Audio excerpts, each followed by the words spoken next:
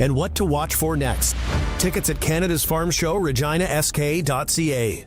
The folks at Freeze Tallman want to talk about upgrading your windows and doors. They want to talk about modernizing your home and saving you money every heating and cooling bill. They want to talk about Gel-Dwen windows and doors, and how from now until March 21st, you can save 15% off select Gel-Dwen products. Only purchased through Freeze Tallman. Keep the conversation going. Head to Freeze Tallman today in Regina and Fort Capel. Freeze Tallman. Let's get you building. Broadcasting from Century Studios in downtown Regina, Harvard Media presents The Sportscage, where Saskatchewan comes to talk local sports. Brought to you by Sask Lotteries, bringing communities together. Sask Lottery products fund over 12,000 sports, culture, and recreation groups across Saskatchewan. Be part of the show. Call 1-866-767-0620 or text 306-936-6262. The Sportscage. Streaming at sportscage.com, our YouTube channel, and on the radio at 620 CKRM.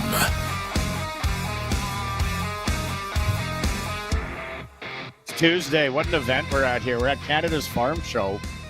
Welcome. We're live. Sharky is with me.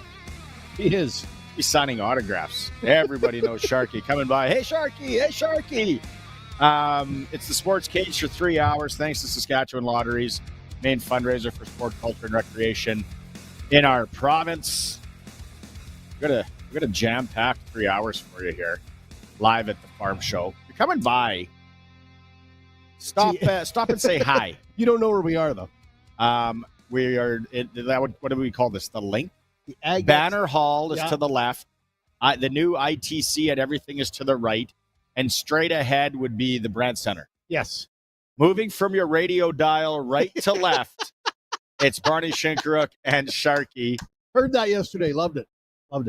Going from my left to right. We got 3 hours. What we're going to do, we're going to recap some local hockey here in the first little bit, all the way from AAA to junior, Provincial A last night, senior style, NHL. All you Flames fans, ouch. Pats played tonight against the Swift Current Broncos right over at the Brandt Center. Under the orange top, as the kids say. There's a little pregame party. It starts at 4 o'clock. We gave away tickets for the last week. If you're coming down to that, we might have to have a pint together. Helen Back, Canada's tribute to AC/DC. It says from 4 to 7. In the Young's Equipment Farmhouse Lounge. Which is that way. Moving from that is the very, left very, to right. Very, very west end of the Viterra Trade Center. Right near where that pickleball limousine is parked all the time? Over by there. Over just outside there. Yeah. Okay. Brought to you by Thunderstruck Ag Equipment and Canada's Farm Show. I'm like I said last week, I'm a sucker for cover bands. I'll listen to that. Pat's WHL rundown in a bit. Samuel Emilus from the Saskatchewan Roughriders, going to join us around 3:30. Talk about the Combine. He set a record, something like when he was in the Combine. 40. There, it's really close to the record. 40 time. We'll talk to Samuel he hails from Montreal. If you got any questions for him, send them in. We'll get to that in a second. Arash Madani, hour 2. We'll start things off. Lots to talk to Arash about. March Madness, NFL, CFL Combine.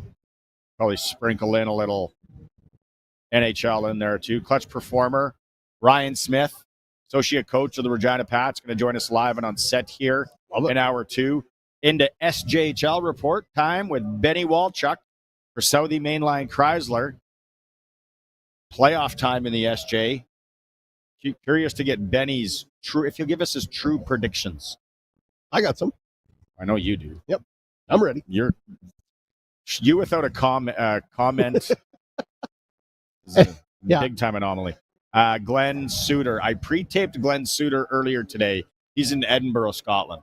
Of course. When is the tour over? He's got 4 days left. Wow. He's got a new hat, and I start the conversation with explain the new hat and what team is that. It's actually really interesting. So that's in hour 3. We'll go down the Combine path with Dave Thomas. He's going to talk to Seth Hundeby, University of Saskatchewan linebacker from Saskatoon. And if there's time, Colson, heads up, we're going to rerun Samuel Emilus for people that miss it in hour 1. That's the program. Wow. Right there. Where do you want to go first? Do you want to get into local hockey? Let's do local hockey. I'm ready for that. Moose Jaw. I'll start with Moose Jaw AAA last night. Backs against the wall. A chance for Swift Current to advance. And Moose Jaw in overtime. Nice. I said, you got to do the backwards reverse. It's only a 5-game series. Because they were down 2-0, weren't they? Yeah. Yeah. Kieran Osberg in overtime for Moose Jaw. Pat Canadians and Blazers. Tonight. Game 4. Pat C's trying to advance to the AAA championship, provincial championship series. They lead the series 2-1. 7:30 tonight on the west side in Saskatoon. At the Barney Shinkaruk Arena on the west side. Keep your head on a swivel. War Memorial. We're going to that one. AAA female yesterday, Sharky. I don't get this one. Notre Dame up. They go to North Battleford. They're up 1-0 in that series. The win 4-2 up there, I believe. Battleford's got to drive all the way to Wilcox, Saskatchewan on a Monday. And they win 6-2. Notre Dame, you can't let those ones. You've coached a lot of hockey. Yeah, you can't give that one away, right? You got somebody, you got to put them to sleep, and they let them back in. So now they got to go all the way back to Battleford. I don't even know when that game is. Is tomorrow? Friday? Got to be pretty quick. But yeah, they had a chance to put them away, and they missed it. So Battleford is back in the series. And, you talked about the Moose Jaw series earlier with Swift Current. When earlier in the year we watched Moose Jaw play the Pat Canadians, and I thought, especially on that night, they were way, way better. They were way ahead of the Patsies. Moose Jaw looked faster. They looked bigger. They looked stronger. And to hear that they had to salvage one against Swift Current's kind of a surprise. Yeah. I figured they were a shoe-in to get through to the final. Swifty's good. Yep. Good coaching. Good younger players there in Swift.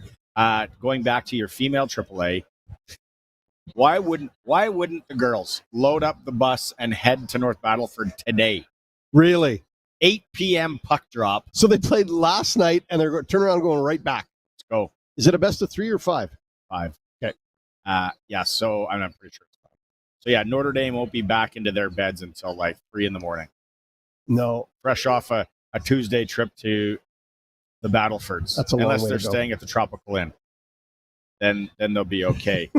Okay, and then this is for another weird one last night at the Al Ritchie Arena. Capitals and Fort Knox. Fort Knox 7-1. Wow. They came in their backyard and stole their gas. Amongst other things. 2-0 series lead now for Fort Knox. Spencer Copeland, 2 goals, 1 assist. Marc Belanger had 1 goal, 2 assists. They go again tomorrow. They're not crazy. They're taking a day rest. They're going tomorrow in the Fort. 7-1. It happens a lot. So it's a 7-game series. So Regina Capitals, Coach Jeremy Palaniuk will, hey, calm down here. We blew that one. I didn't go. I got home when I think we got sickness going through the house again. I'm gonna sit this one out. I made the mistake of watching the Flames and Leafs. And yes, if you listen to the program every day, I did sprinkle a bit on the Flames yesterday. That's embarrassing. Poorly. Wasn't even close. Poorly. Betting on the Washington Generals to beat the Globetrotters. That's what it felt like. Hey, when that cashes in, though, that's going to be a big ticket. Yeah. But you see it in series, minor, like this is still minor hockey, like junior B, where all of a sudden there's a blowout game. It happens. It does. That doesn't mean anything. Now you lose the third one in the Fort tomorrow. You're in trouble. By a big score. Doesn't matter what then score. You start panicking. Yeah. You can't go down 3-0 and expect to be in the series for very long. Fort takes a 3-0 series lead, Regina is going to have a real battle to come back, especially after the 7-1 drubbing they took in their own barn. So they've got to play. Literally, it is their biggest game of the year tomorrow night in Fort Capel. And then if they lose that one, they start watching tapes of the Edmonton Oilers last year from the playoffs. Like, Those are entertaining. Yeah. Well, this happened. They came back. Yeah. Almost pulled it off. I wanted to look at this. It's a big challenge to come back. See that, and see if the Regina Capitals, if they did switch up goaltenders. Yeah, they did play both. I would imagine so. They kept Danzero in for most of it, and then Luka Stadnik went in. Mopped up. Or unless Luka started, sorry. It looks like he got the loss. He didn't have a good start. Anyway, so that, and then in senior hockey weirdness, Kenaston and Kyle play game 3 of the Provincial A North Final on a Monday night in Kenaston. I know a number of people that made the trek to there. They were about 350, 400, not a big crowd. I don't know why. I get they're playing league as well. It's the old, we don't have ice. We don't have ice. We know you're going to be short players Monday. See, I don't think Kenaston's playing that game, but still, regardless. Anyways, Kenaston wins. Yep.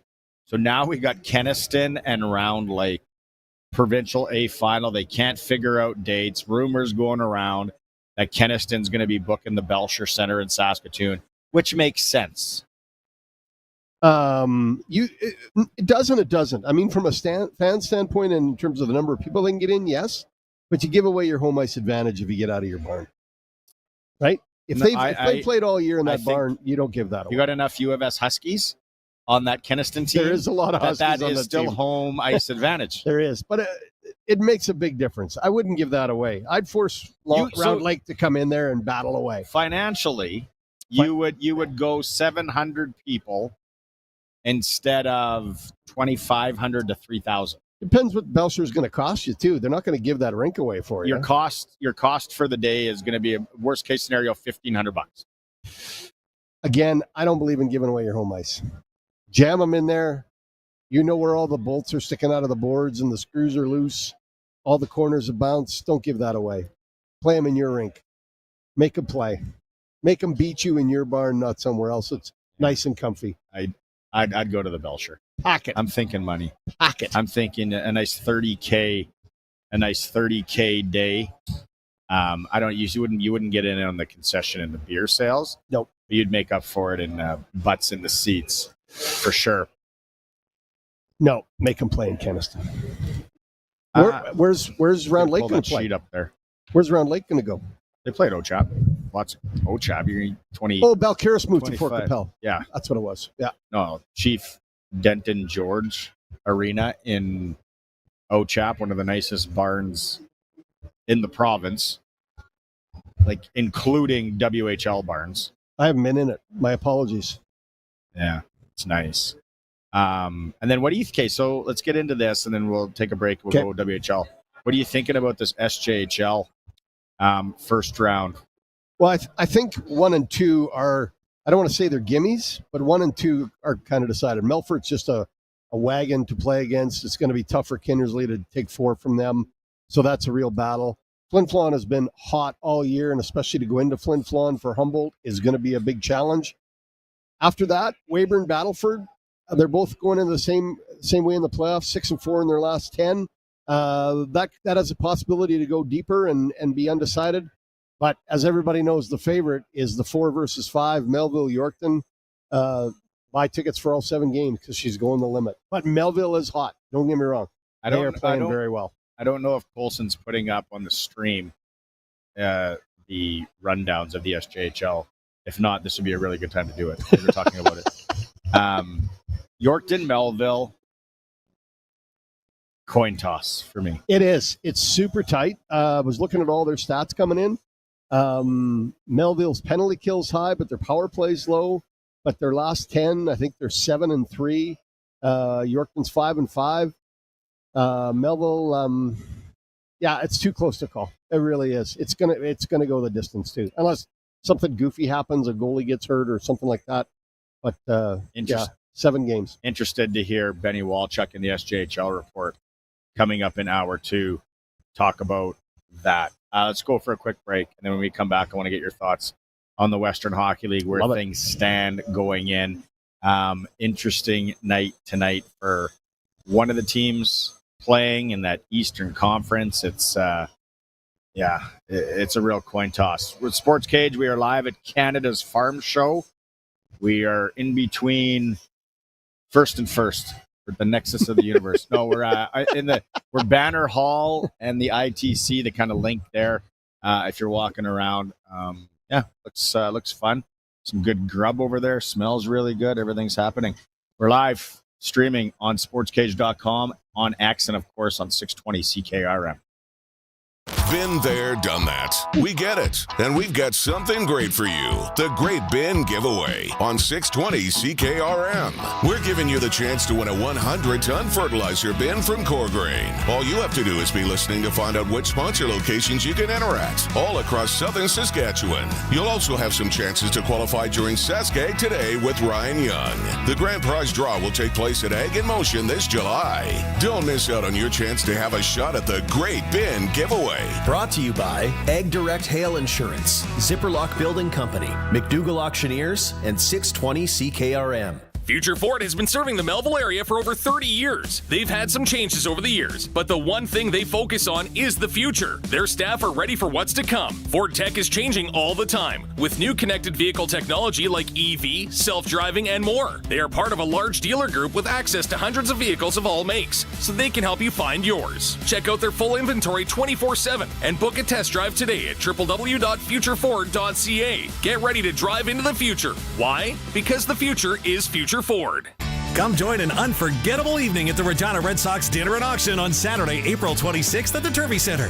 This year's special guest will be Saskatchewan Roughriders head coach Corey Mace and offensive coordinator Mark Mueller. Pre-dinner drinks will start at 6 p.m. and dinners at 7. And don't forget the live and silent auction. Tickets are available at reginaredsox.com. Get your tickets now for the Regina Red Sox Dinner and Auction Saturday, April 26th. And support Regina Red Sox baseball. Presented by Dusick & Barlow Insurance at SGI Canada. Play ball!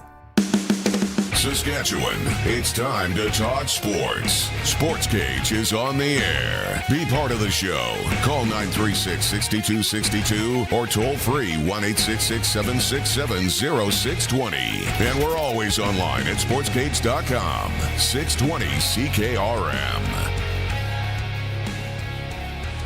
See, it's awesome.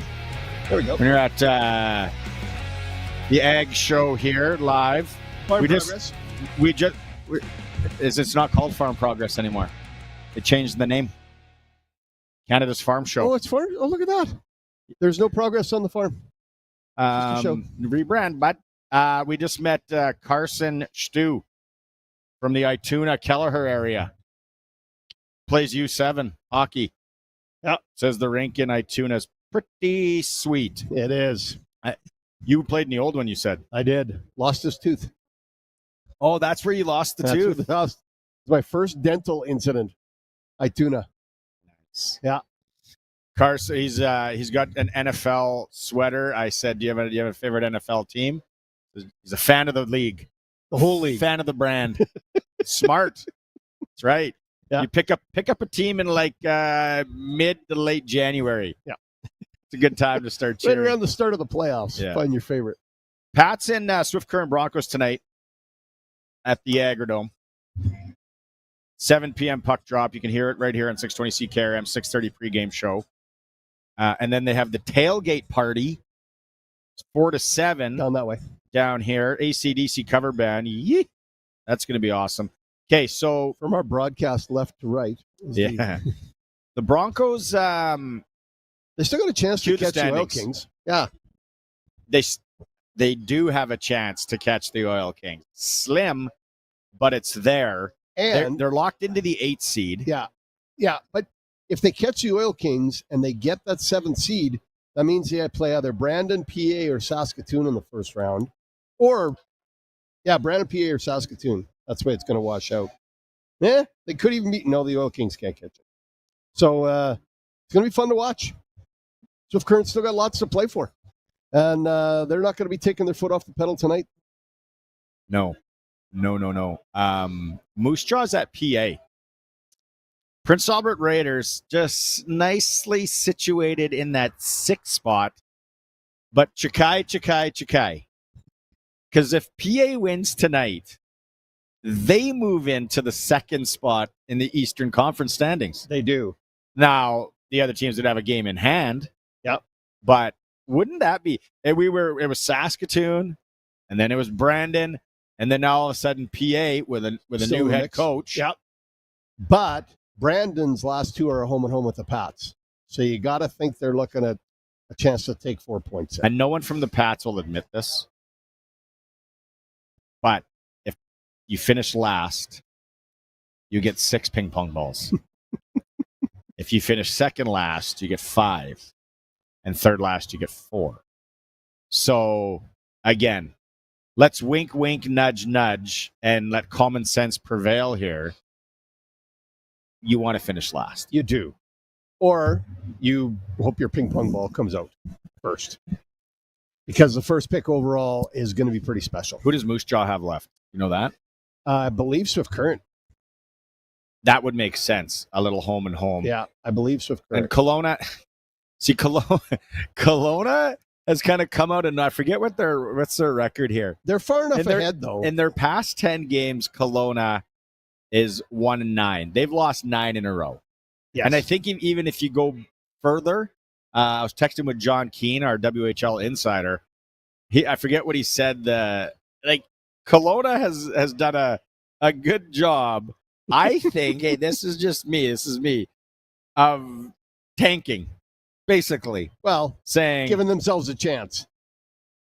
Yeah.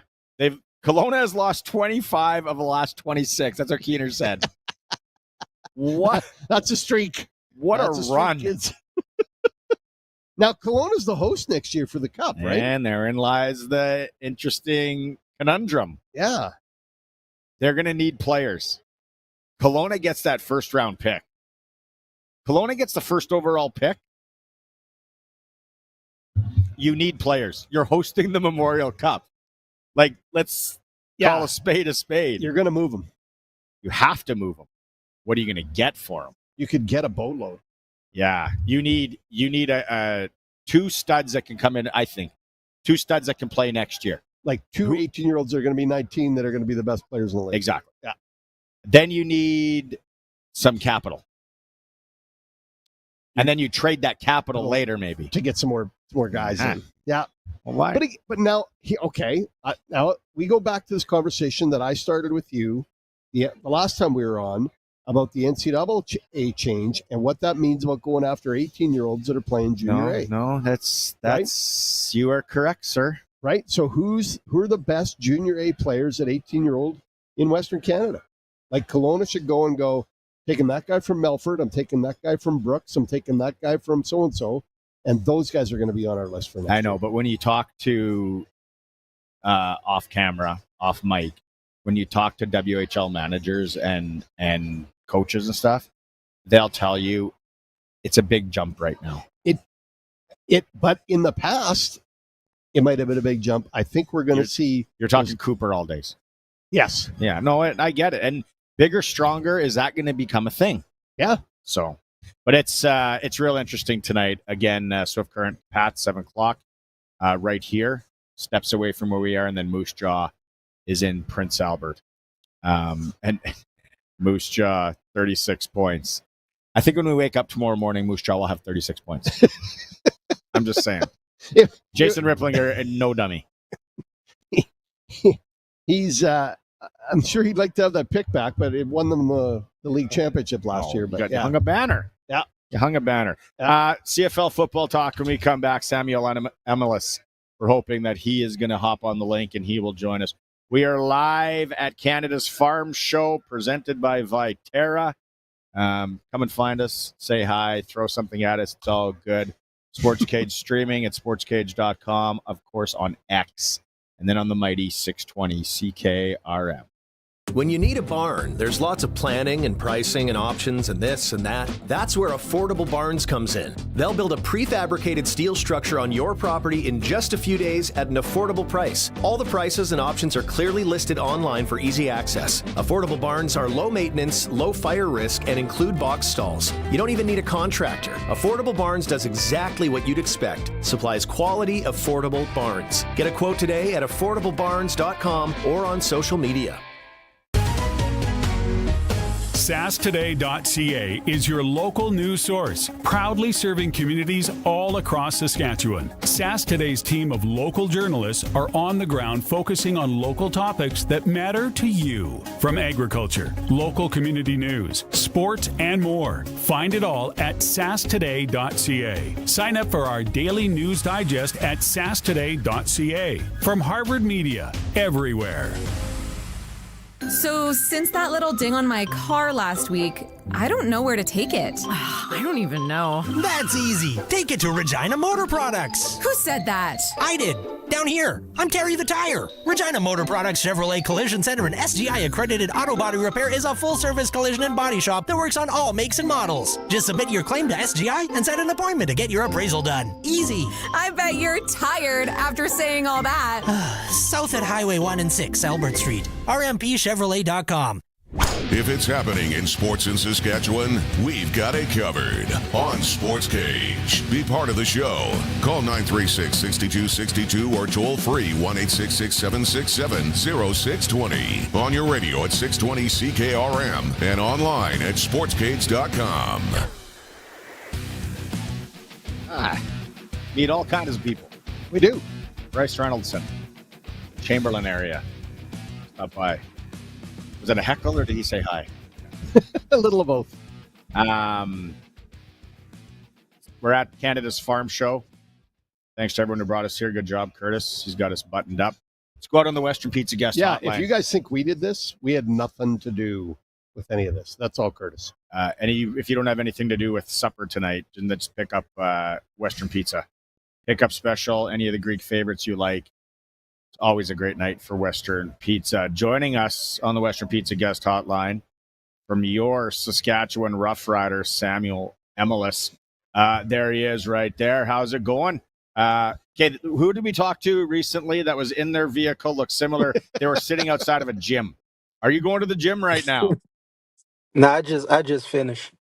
Okay. I just got done with my day now. That's right. That's right. Hey, the Combine's in Regina this week coming up. And you had a chance to do this. When you go back to your time and before the Combine, take us through that. Was it nervous? Were you feeling it going into it? What was the Combine experience like for you, Sam? Yeah, I mean, Combine. I mean, my pro day experience was like you said, like it's nerve wracking a little bit.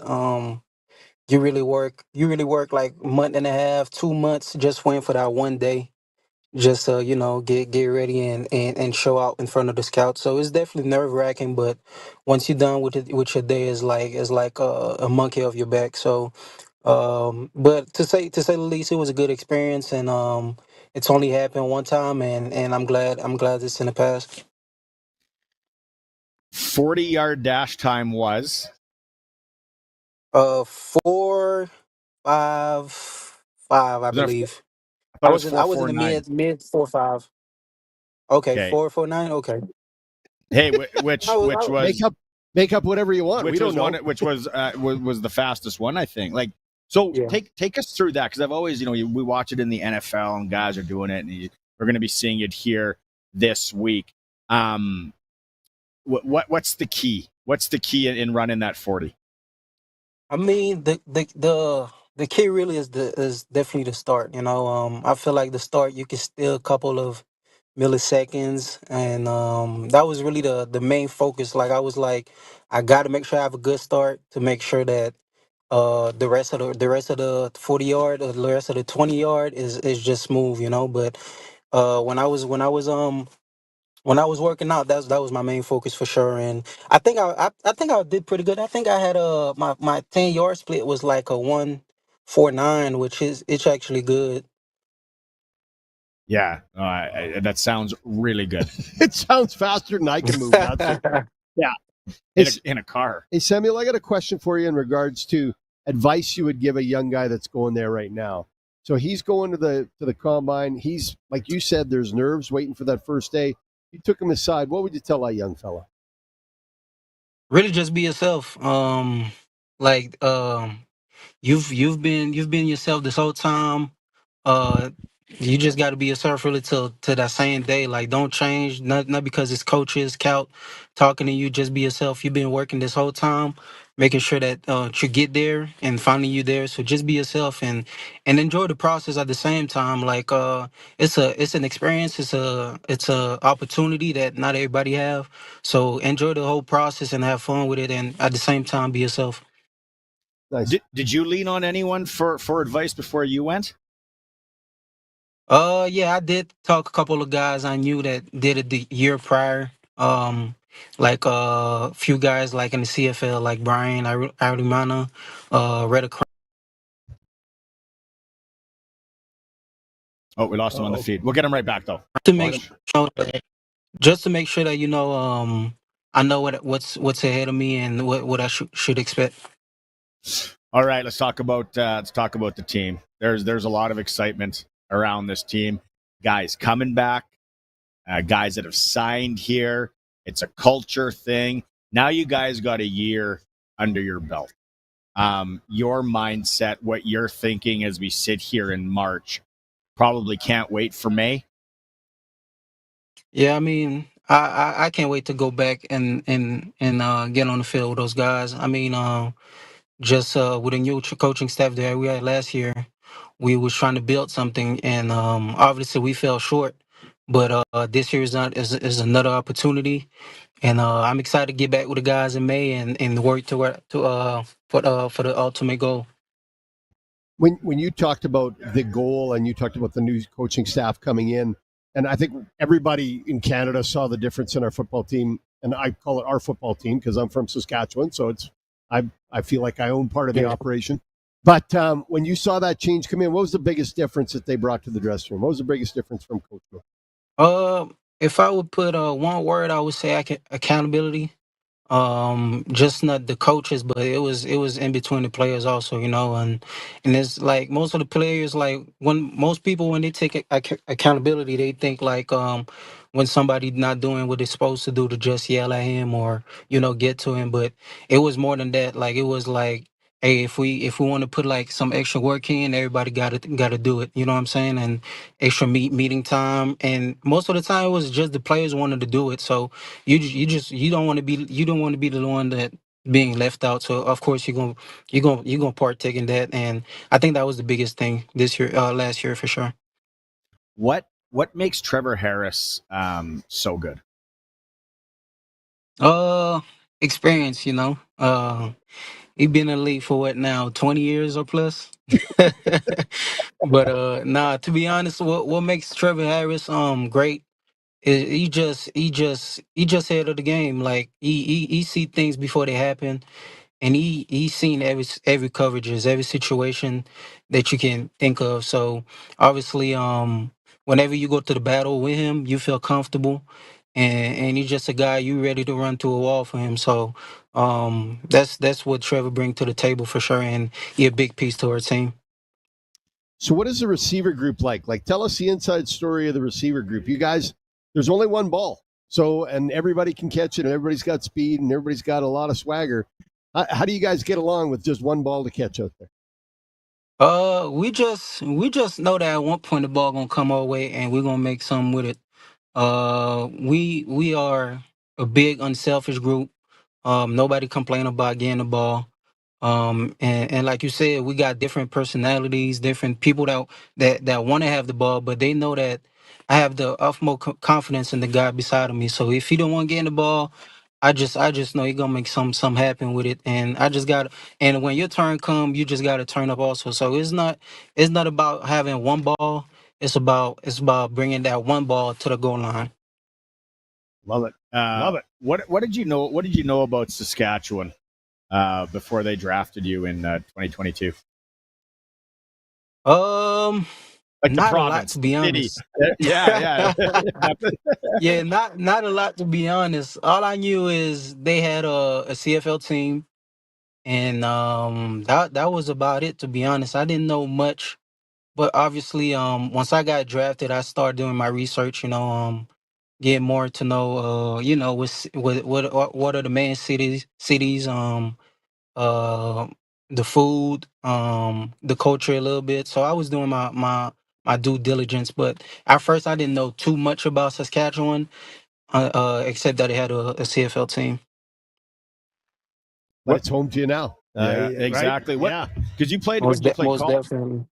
You played college ball, UMass, right? To start, and then transferred to Louisiana Tech. Right. Just going back to that, I like to ask guys why the transfer and how was that transition for you? Okay. Yeah. So long story short, right? So I had graduated in 3 years because I had transfer credit from Canada. So usually guys transfer in 4 years. Well, I graduated in 3. So when I had an opportunity to be a grad transfer, I kind of took it, and I felt like me going, down south where football is more a little bit more like for some people is their life really, so I felt like that was the right opportunity to just experience new things, experiencing new, football side of things, and yeah, man, and that was a exceptional experience. I met some guys, some coaches, and they still help me to this day. I still keep in contact with them. So yeah, that's the story for that I have for you why I went over there. That's interesting. What did you take in school? So I graduate at UMass in sociology, and when I graduate from there, I went to Louisiana Tech to get my MBA. Nice. Congratulations. Attaboy. Yeah, well done. That's really Appreciate good. that. Okay, I gotta ask, as a Montreal guy, like, did you go to Al's games back in the day? Did you go watch like Anthony Calvillo, Ben Cahoon, all those guys? I didn't get a chance to go like in person and see, but I could say I was faithfully watching every game on TV. And when I started watching it, they were winning. That was the time when they had like kind of a dynasty with like you just said, Calvillo, SJ Green, who else they had? Colburn, the running back, Cahoon. What was the center? I remember the Chu. Was that his name? Yep. True. Yeah, Scott Chu. Flory, Yeah, exactly. Just a bunch. Yeah, those guys. I remember watching them like every game. I had to be in front of my TV. So I would say also that's where my love for the football came around, and but yeah, I think my love for football came from watching the Alouettes when I was young for sure. Do you love going to play there? Like when you go with the Yeah, Riders? yeah. I mean, I love playing there. We played there 3 times. We lost all 3. So definitely this year something gonna have to change. But I like playing there obviously because I got family and friends coming to the game. And just being from here, it's my hometown. So it's always a good experience. It's always a good opportunity to be in front of my family because they don't see me play in person often because I'm in Saskatchewan. But yeah, this year something gonna have to change. I'm gonna have to leave my hometown with a W. Well, let's start with those bloody horns. Yeah, That get they rid of those blow, horns. Those Yeah. horns in that stadium that all the fans Yeah, have. are they legal? I just want to know. I don't think so. Samuel, I don't think so, We need man. to get your family on that job this year. You guys grab Yeah. those things. Yeah. And no, Hey, it's we might have to. Yeah. We might have exactly. to. Hey, Samuel, it's a pleasure to watch you play, but it's a pleasure to watch that receiver group play just because it's so exciting. It's so exciting. And I asked you about it earlier about the receiver group, and everybody's coming back. Like, that's the best part. Like, nobody wanted to go. Everybody wanted to come back and be a part of that. Even Sean Baines Jr., who got banged up pretty bad there at the end of the year. Everybody's coming back. That's got to be pretty exciting for the group. Yeah, man. It just going to say that we just been on what we had going on last year, and the chemistry already gonna be there. So it's like just talking about a receiving group. I know what to expect from each and every single one of the guys, and we got ballers. To be honest, we got ballers from top to bottom, and we got depths also. So I'm excited to work with them, lead them, and obviously have a great year. Look forward to it. All right. Well, I know we're not keeping you from the gym. You said you're already at the gym. Are you doing the AJ Ouellette training method now? Or are you gonna be caught up No. with? No, hey, shout out AJ, but I would never squat with him. Never. All right.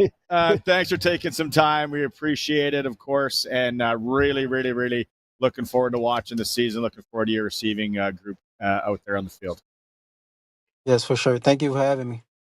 Right on. Thanks, Samuel. Cheers. There he is. All right.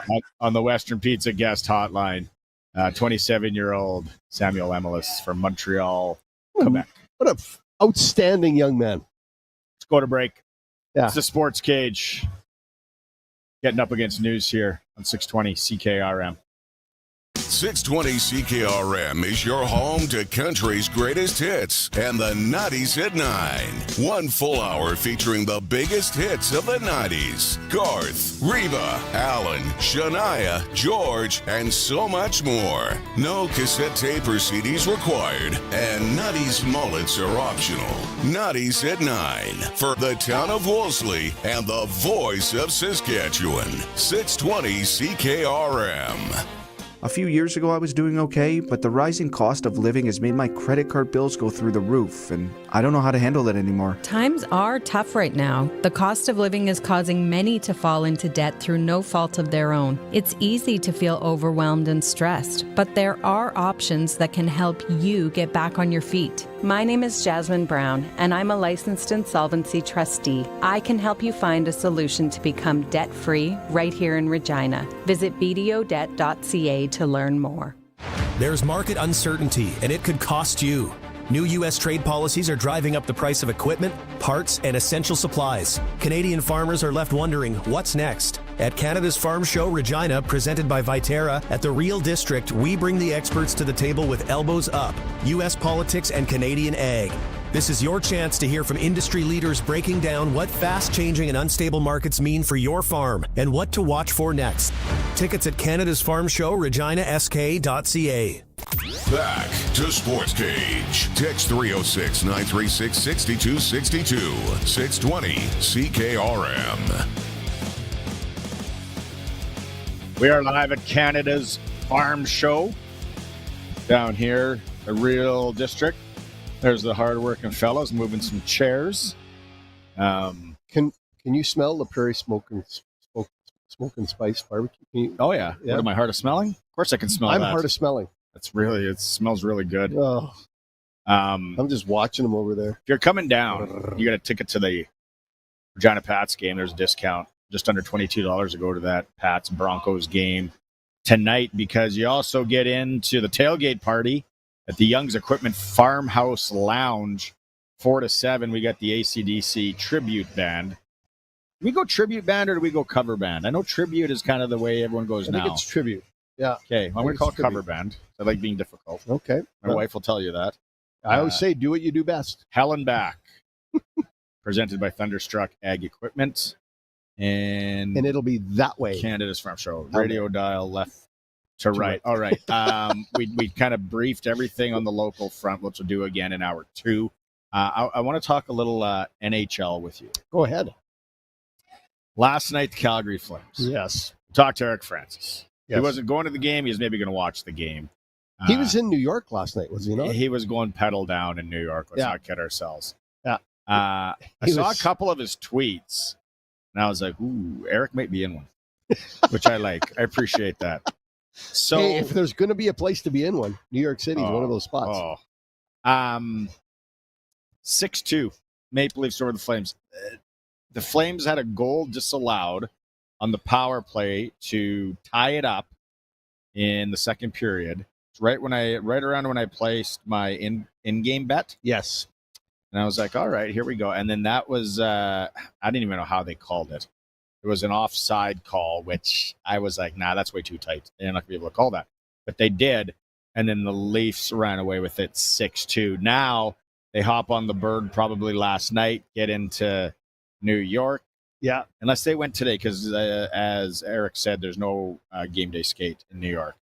But they take on the Rangers tonight, who are desperate for points as well. My question to you, go ahead, as Maz was talking yesterday, when you look at the West, start at the West, the Western Conference wild card. Right now, Minnesota is going to get the first wild card spot unless they catch someone, but they're got 79 points. And they're not going to catch Colorado. Yeah, that's what they got to catch up to. So that's a ways. But then Vancouver and St. Louis. Vancouver's got a game in hand on St. Louis, 73 points. Calgary has 2 or 3 games on hand. On hand. And what do we got about tribute? We had about 12 left. Cover. Yeah, like are the Flames cooked? No, they're not. After watching that game last night, I'm like, who is scoring goals for these guys? Well, actually, nobody is. The Flames are the lowest scoring team in the history of hockey. But as long as they got to make sure they win the games that are in front of them, that the teams are below them, and the St. Louis and Vancouver games. They're going to lose to Toronto. They're going to lose to Colorado. Like, those games are going to be tough for them to get. Are we really putting Toronto in the you're going to lose to Toronto category? You know what? Toronto's a good hockey team. Like, they're a very good hockey team. The Berube factor, I'll give you. They just play crappy in the playoffs, right? They fold up. And if they don't finish first in the East and have to play either Tampa or Florida, they're in big trouble, right? I don't see them getting by one of those two teams. I don't believe in Vancouver. I don't either. Not that I'm watching a ton of Canucks games. I don't believe. How do you right that ship after what it's been on this year? Like, there hasn't been steady sailing in the Vancouver operation all year long. It's been nothing but a disaster in that dressing room. Quinn Hughes being out hurt them. Now that he's back, they've got a chance to win some games. But even if they get in, who are they going to face first? Winnipeg? Good luck. And good night, Jim Kite. Quinn Hughes is playing a lot of minutes. He looks frustrated at times, looks banged up. Brock Besser said he wants out, right? He's not going to re-sign.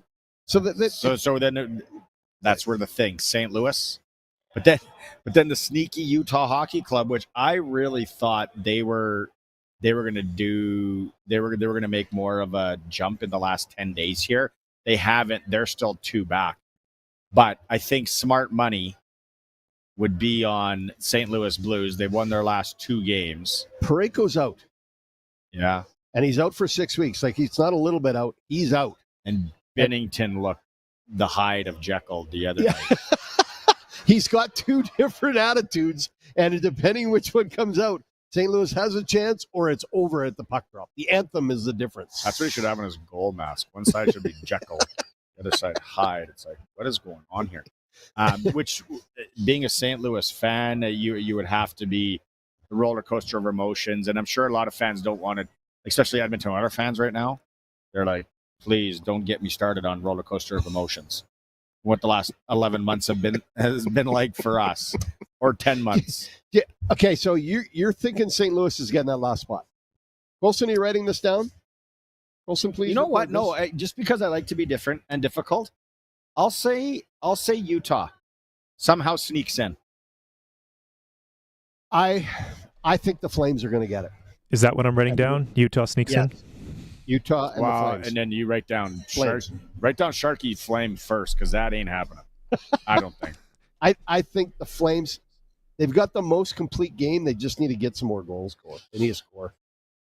But that's one of those things when it opens up, it really opens up for Calgary, Winnipeg.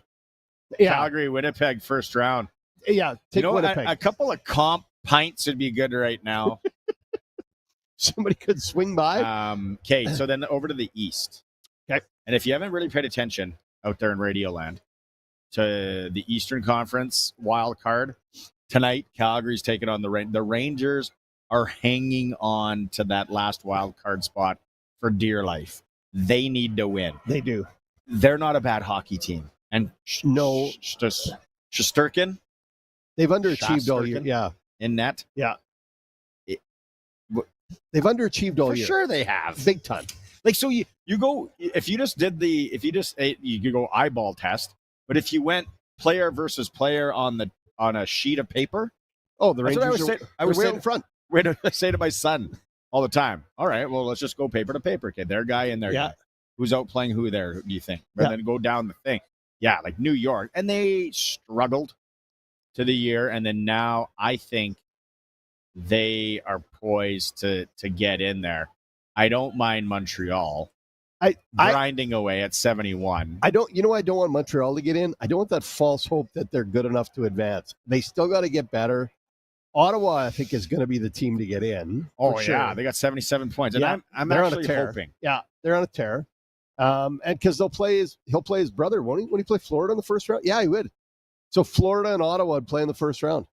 Watch those two brothers hack and slash each other. Right? Fight. Yeah. Oh, they would fight constantly. Who were the two brothers that fought in the NHL? Primos. Yeah. Their mother got mad at them. Yeah. I remember that.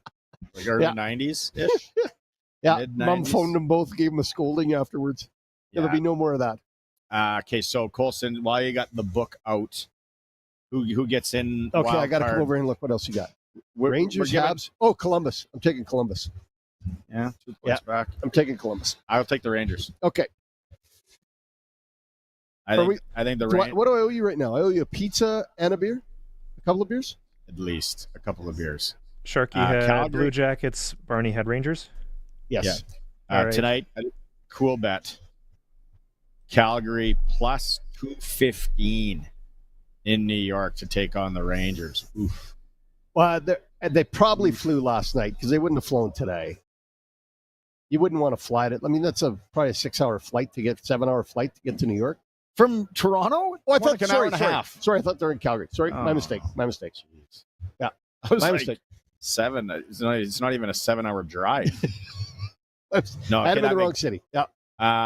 But yeah, those are big odds. No one's thinking for the most part Calgary's winning tonight. It could happen though. It's the NHL. Okay, quickly to locally tonight. In Saskatoon. In Saskatoon. Not sure if they still have the blocker rooms booked at the Confed Inn. Pat Canadians take on Saskatoon Blazers. It's game number 4. Chance to wrap it up for the Blazers or for the Patsies. Yeah. Or do the Blazers push it back to the Sixer? If they did, they get when's game 5? Friday? No. I heard it was rocking the other night. 50-50 was around. We're at the Ham? $2,000. No, at the 6. It was a big crowd. Love it. Thursday would be game 5. 8:00. Yeah, so that's going on tonight. And then we talked about the women. Yeah. AAA. Notre Dame's in Battleford. Yeah, they lost last night. Battleford drove all the way down to Wilcox, Saskatchewan, won 6-2. Then they loaded up and drove all the way home. That's bad scheduling too, because you're not going to get home till 2 or 3 in the morning. Is anyone remembering that these kids are in school? It's not even that. It's just it's tough. Is school a thing anymore? No, it's not. It's like in some of these schedules. Okay, and then curling fans, we haven't forgot about what's going on there. Rachel Holman, 8-3 over the Turkish squad and 8-4 over the USA. Stick it, elbows up. That's the new trend, right? Not in curling. The Swiss lead 7-0. Canada and Korea are tied in second at the World Women's Curling Championships at 5-1, and they play today. Koreans and Rachel Holman. Is that like tomorrow morning or today? No, it's an early game tonight. I think it was 8:00 Eastern, so maybe 6:00 our time or vice versa, somewhere in there. Don't quote me. Go to the ever popular World Wide Web and find out, or maybe Colson. I had it up here. We've got a lot of screens on the go here. Well, we're just out of our element, right? We are. Taking us out of our element. We're live at Canada's Farm Show. Big equipment. If you got a kid that likes, big combines and tractors and semis and all that, bring them down here. That'd be fun to drive around and play on that for a while, wouldn't it? Which one? That one right there. A combine? That X9 1000. I'd be so scared of doing something stupid. Well, you can't roll it. I would, yeah. You just drive it into something. Oh, and I don't know what the price. What's that thing run? 700, 800? Oh, million? yeah, it might be a mil. Schmel. Yeah. Cool schmill. Okay, so current time zone. This is good. Someone's gonna yell at me here. Canada, Korea, Wednesday. No, we'll have to regroup on this one. I think it's giving me the time in Korea. But I don't think anyone listening to this program's in Korea on that time zone right now. We'll figure it out. Hour 2 is going to start with Arash, Madani. We got Clutch Performer going local there. SJHL report. An associate coach of the Regina Pats, Ryan Smith, is going to stop in hour 2. It's Sportscage. We're live at Canada's Farm Show, streaming at sportscage.com on X and on 620 CKRM. We are the voice of Saskatchewan. 620 CKRM Regina, a Harvard media station.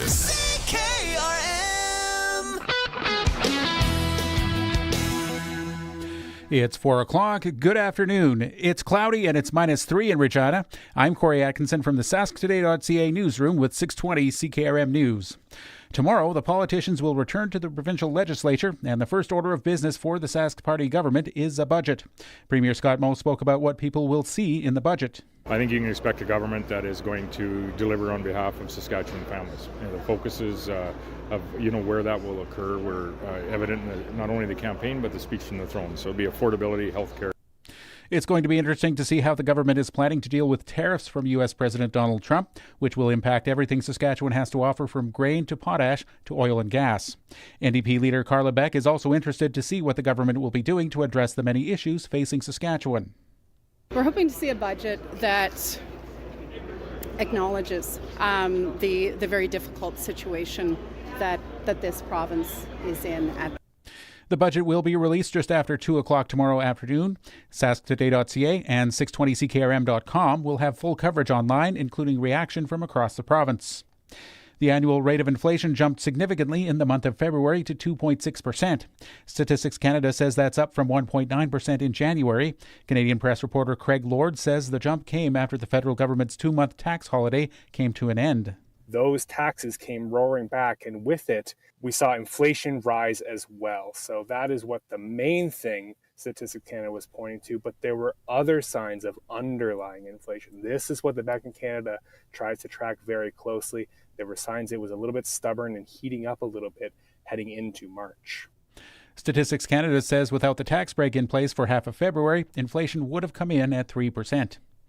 The readout from the White House of the call between U.S. President Donald Trump and Russian President Vladimir Putin says, quote, both leaders agreed this conflict needs to end with a lasting peace.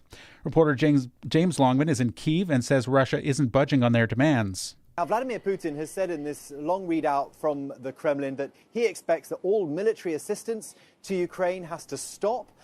He wants a conversation about the root causes of this conflict in his mind to be had, and only then will he contemplate ending the war. That was his position before this phone call, so he hasn't really moved on any of this. The Kremlin says Putin also called on Trump to end foreign military and intelligence assistance to Ukraine as the U.S. looks to bring an end to Russia's invasion of Ukraine.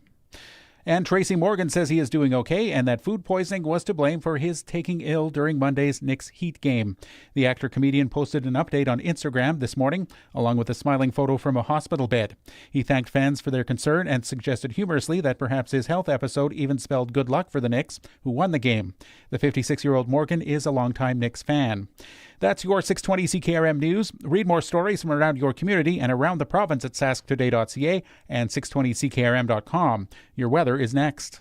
The folks at Freeze Tallman want to talk about upgrading your windows and doors. They want to talk about modernizing your home and saving you money every heating and cooling bill. They want to talk about Glen windows and doors and how from now until March 21st, you can save 15% off select Glen products. Only purchased through Freeze Tallman. Keep the conversation going. Head to Freeze Tallman today in Regina and Fort Capel. Freeze Tallman. Let's get you building.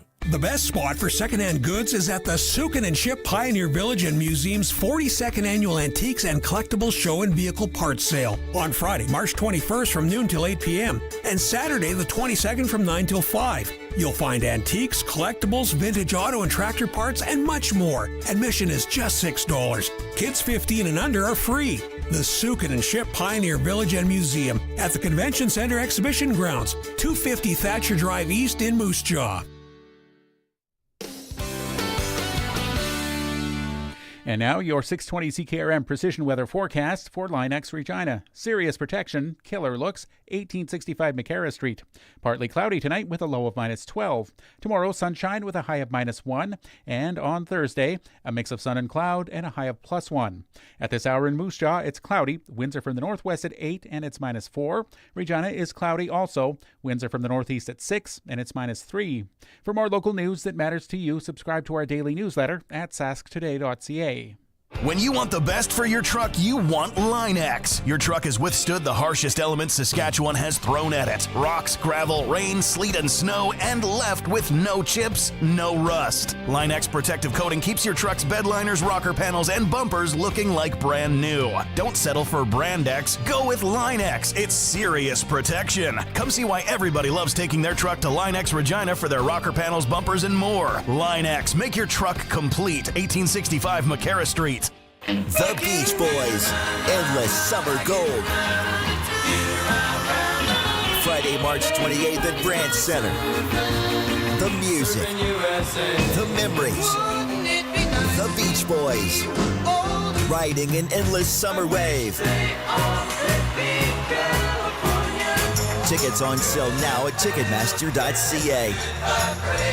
Don't miss the Beach Boys, Endless Summer Gold, live. I'm standing brazenly tall for Canada. Ron James here. Let's keep her going. Proudly stand together in the land of 2 4s and 5 O's and butter tarts and buy Canadian. Check the labels. Make sure it's made in Canada. And let's just give her. Shop as if your country depends on it. Keep your money in Canada for Canada. Broadcasting from Century Studios in downtown Regina, Harvard Media presents The Sportscage, where Saskatchewan comes to talk local sports. Brought to you by Sask Lotteries, bringing communities together. Sask Lottery products fund over 12,000 sports, culture, and recreation groups across Saskatchewan. Be part of the show. Call 1-866-767-0620 or text 306-936-6262. The Sportscage. Streaming at sportscage.com, our YouTube channel, and on the radio at 620 CKRM. Welcome back to the Sports Cage. We are live from Canada's Farm Show. Normally, Barney Shinkaruk is sitting beside me, but he's off made new friends way down the hallway. Here comes Barney now. He's wandered back. His important time is over, visiting and socializing. So Barney will rejoin the show. Hey, welcome back, Mr. Shinkaruk. Nice to have you as part of the show today. Oh, got to find his headset. Here we go. It's great. Get to run into people you haven't seen in a long time. There you go. We're still got heavy metal music on. That's the intro. How much did I miss? Not much. I didn't wreck anything. No, I kept things pretty good. What is Colson telling us in our ears? Is Arash ready to rock? He's got Arash. Let's do it. Play it. It's time to go coast to coast with Arash Madani for smart investing solutions. Be smart with your money. Call Brian Gawley at Smart Investing Solutions, 546-2533.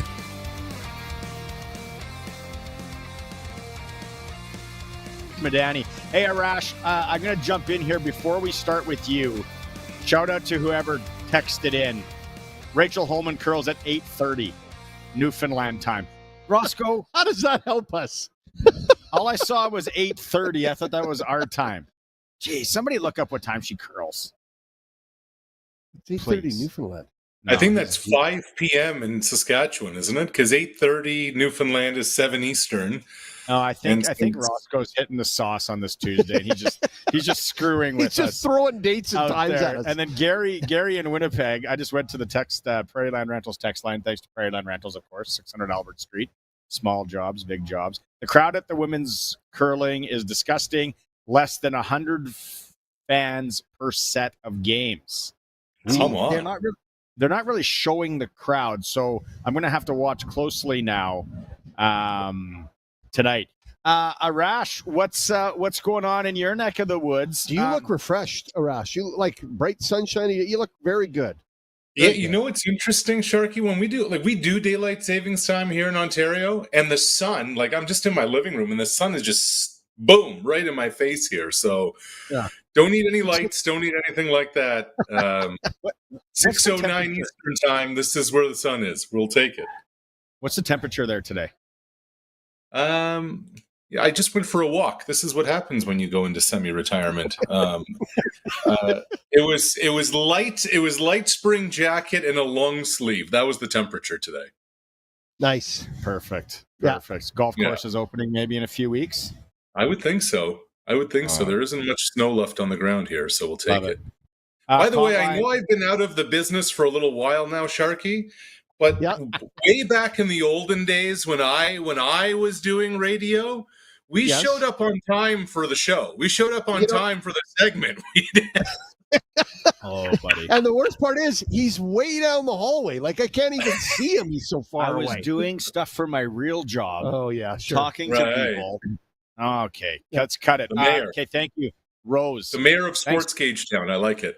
Yeah. Thanks, Rose, for listening. TSN says 1,800 hours SAS time, 6 o'clock. 6 o'clock. So that's what I said earlier, and I was very unconfident. So then I bailed on that, but now, thanks to Rose, we are at 6 o'clock. But let's talk about the CFL Combine first, Arash. Yeah. It's here in Regina. We talked to Rough Rider receiver Samuel Emilus in hour one, who competed or had his Combine day back a few years ago. What's the big difference, maybe that fans, the regular Joe Blow, myself, between the NFL and the CFL Combine? Do you know? Well, I mean, there's a few things. I mean, so for the NFL, if you're going to be a first-round pick, what happens at the Combine is a very little relevance, like how fast you run the 40 or how many times you lift the bar or any of those drills. And not many of the first-round picks are doing one-on-ones anymore.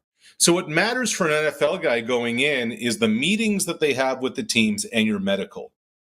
At the CFL Combine, there's so much of what you do. Yeah, you've put some stuff on tape in your career, but so much of what this weekend is about has much more of an impact on the way teams kind of look at you. And the day that matters the most is the one-on-ones, head-to-head competition. The number of times you may lift the bar, okay, somebody may kind of catch their eye. Holy smokes, they lifted 225 30 times or whatever, or how fast you're on your 40. But guys, the one-on-ones, on-field stuff, head-to-head, makes a real impact on the way teams look at some of these prospects. Is that because it's sort of a best on best or draft pick versus draft pick, if you will, rather than the regular season? Yeah, I think it's part of it, Sharky. The other thing is the underwear Olympics don't really do anything for you.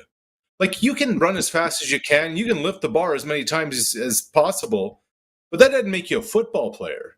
No. So it's kind of like in a scenario, think about what a draft pick is going to be doing. They're going to be playing a lot of special teams. They're going to be in a backup or a third string role. If they're going to emerge, it's going to be in a pinch where they really need them in unfamiliar territory. Can you then right away adapt, develop, do? It's one thing, and the best on best thing is a big part of this, because when you're playing at the U Sports level, there are a lot of players on that field whose last game ever of organized football is going to be there.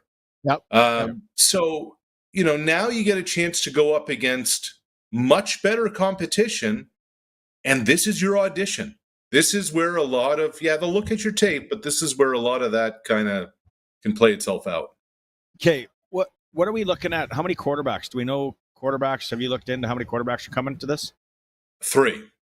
And I guess 4, there's a kid from Manitoba who's a quarterback / receiver. So they'll have 4 arms around. But fellas, Taylor Elgersma is not one of them. No. There's a belief that there's a chance, this is not reporting, but just around football circles, some people think there's a chance that Elgersma may end up being a 6th or 7th round pick in the NFL, may end up becoming a compensatory pick because of his size, because of the arm strength. because of the size of his hands. Remember the whole Joe Burrow controversy from 4 or 5 years ago. And there's nothing for Elgersma to gain by showing up to this combine this weekend. That's what I was just going to ask you. Yeah. Okay, so that, I guess Now, that the one guy that I'm interested in, again, very few of these players are household names, so to speak. The Laval but QB. There are two. The Laval QB, Arnaud Desjardins. That's the guy. In the Vanier Cup, he started something like 15 of 15, 16 of 16. And again, that's one game and it's a sample size of whatever. But he's a good decision maker. He's a good processor. He's not going to force something that isn't there. Jonathan Senecal from Montreal. He's somebody who's won, championships before. But Desjardins is a big frame, big body, a guy who can make throws downfield, and a really good decision maker. Look, we're always talking about the Canadian quarterback. I'm just interested if he's going to kind of raise some eyebrows and turn some heads this week when he's in front of all those talent evaluators. I think that's going to be a really interesting part of this thing. The Rams had him here. Yeah, I at know. Mosaic. They had him rattled. Yeah. Couldn't finish him. Are any internationals coming to this? I think I saw 4 global names, predominantly wide receiver. I think there's one defensive back on the list as well.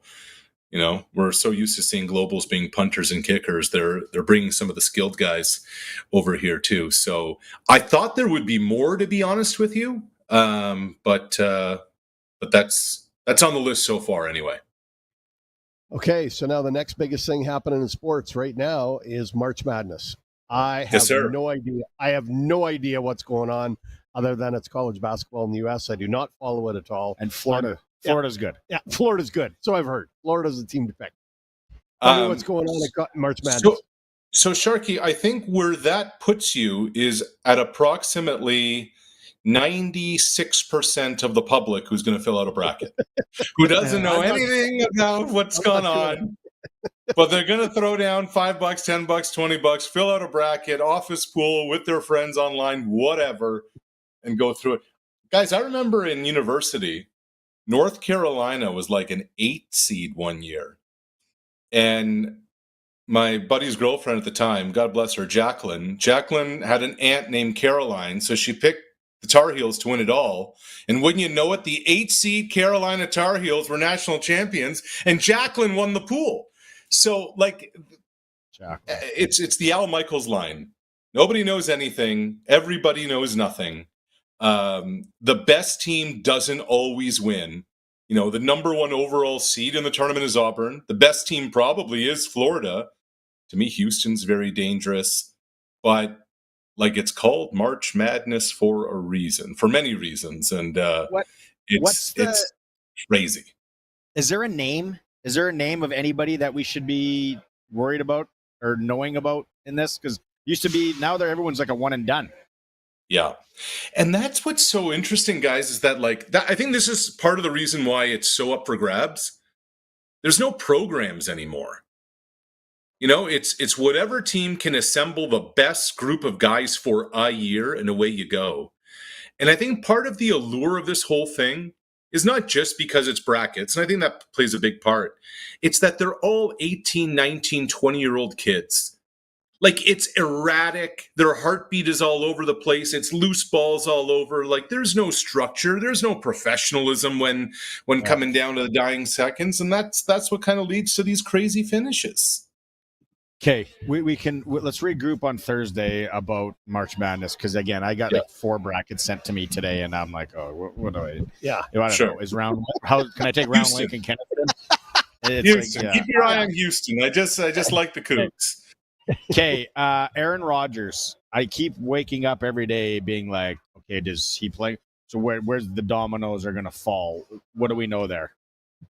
Well, we know he's not on a CFL neg list, which is probably the only place that he hasn't been rumored to end up this offseason. I don't know, guys. I get the Giants don't have a quarterback, but they're probably going to draft one. If I'm the Steelers at this point, do I just not say to Aaron Rodgers, look, are you coming here or not? And then we're just going to go with Russell Wilson if this isn't going to happen. Like at some point here, teams have got to move forward. I get there's no deadline, right? The deadline's really the draft, which is another 5+ weeks away. But he's a 1-year player for you. And I just, you want to do your due diligence. I get all of that. But doesn't it feel at this point, I don't know about you guys, like it almost feels like a charade at this point that he's got going on.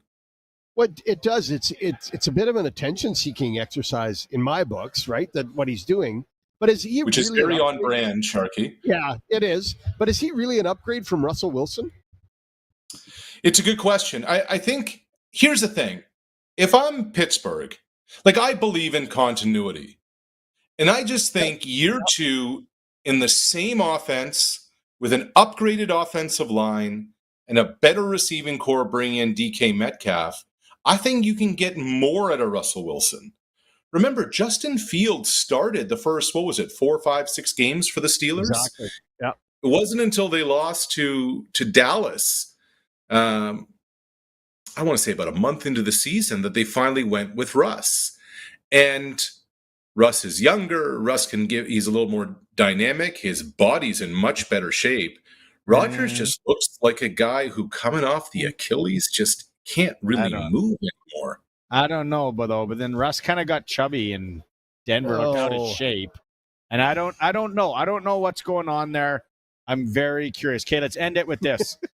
I got a note here that you want to take a shot at me. Someone retired that's going to throw a dagger at old Barney.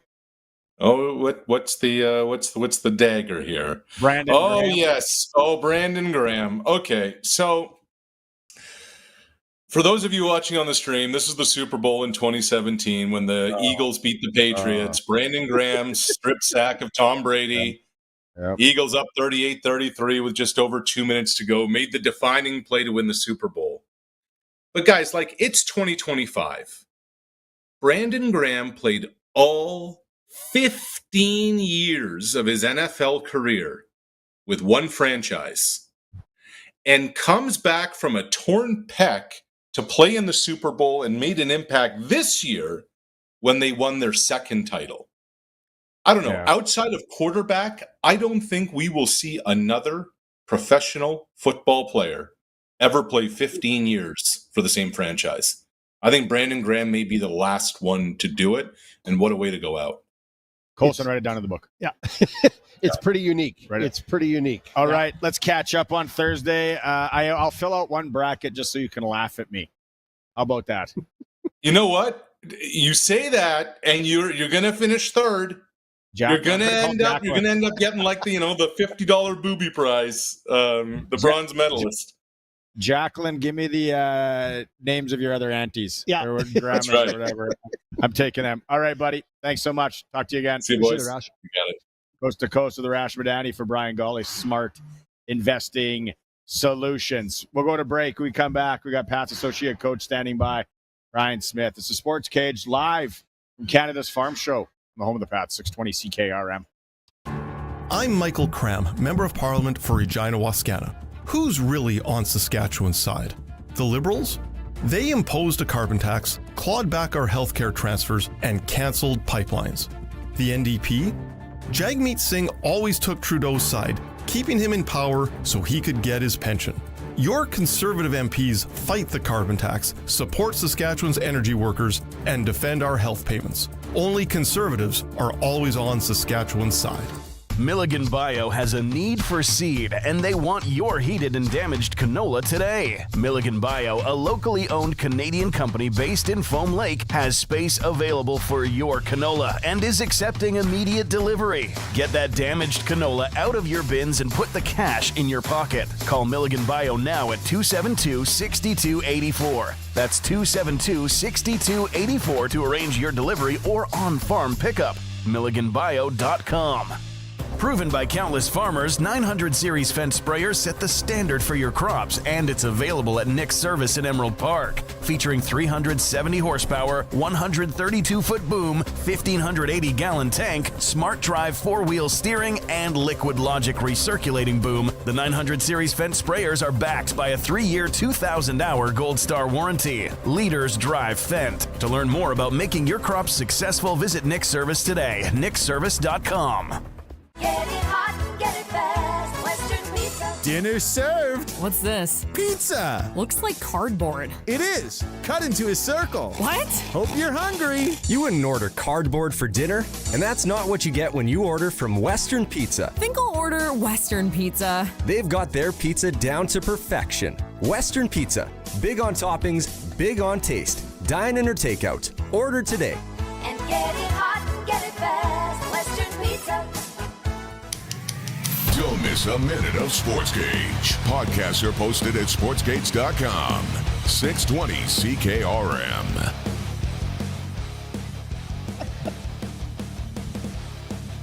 The fellas from Great Western coming by. There we go. Back at Canada's Farm Progress Show. You don't need the Western Pizza guest hotline for this one because he came live to us. It's Regina Pats game day. Ryan Smith, associate coach, joining us. Thanks for making some time, swinging by. Did you find it all right? Yeah, no problem. Just a straight shot out through the rink. Because we don't know where we are to tell anybody. Well, when I got text to come, I was like given pretty vague directions, but no problem. It's like a speakeasy. Yeah, exactly. There you go. There you go. You know what? Last time I talked to you is you were just getting to Regina. They announced you. Family was, all that. How has it been for you? I know that on ice, the teams battle. They're young. People get it. For you personally, how's it been? Yeah, you know what? It was a transition, but it's been good. Like getting back to like a Canadian market after being down in the States and nothing. I had a great run down there, but it's really neat to be here in Regina. And like you said, there's no hiding that we've struggled on the ice, but people are still real supportive. Of in restaurants and around town. It's nice to be associated with the Pats and be talk hockey, and as you guys know, and we all feel like we're NHL coaches or experts, and in some of the markets down south that you don't get that, and that's not it's not hockey markets. So being back was good. I'm a Manitoban. It's closer to home. I had really lots of success in this division with Swift Current and seeing some familiar faces again throughout the battles with Moose Jaw, Saskatoon, and PA, and that it's been nice to get back, and we'll find our way on the right side of the results coming up next year, but it's been a battle on the ice. How do you, and we've talked to some of the players over the last few weeks, and it's been great, the older guys, and you're going into a Lethbridge and you're going into a Calgary and Medicine Hat, which is tough, and there's no doubt about it, but they're getting up for these games, or you have teams coming in here that are vying for playoff points and they need points. Has it been rewarding on that respect to see some of these older guys step up, be leaders, and groom some of the younger guys that are going to be here for maybe 2-3 years? Yeah, like that's when you're an older guy going down the stretch, especially the guys that are graduating this year, and at some point whenever we were officially eliminated, there's an easy road to take, is just kind of mail it in and cruise through the rest of the season and get ready for the rest of your life, whatever that is. And they didn't do that, and even the guys that have the potential to come back as older guys they've bought in, and it's hard. Like you mentioned it, the teams that we're playing are jockeying for they're meaningful games, and for us it's getting the experience and playing players in minutes and situations that maybe on those other teams they wouldn't get, and if we were in a different spot maybe wouldn't get, but that's where we're at, and that's we made a cautious decision to go down that road, and it's patience for this process to take place. But To answer your original question, the older guys have been great. They've been, they show up every day. They work hard. They're trying to lead their guys, and so it's been impressive to see that, and proud of those guys to the way they've handled it.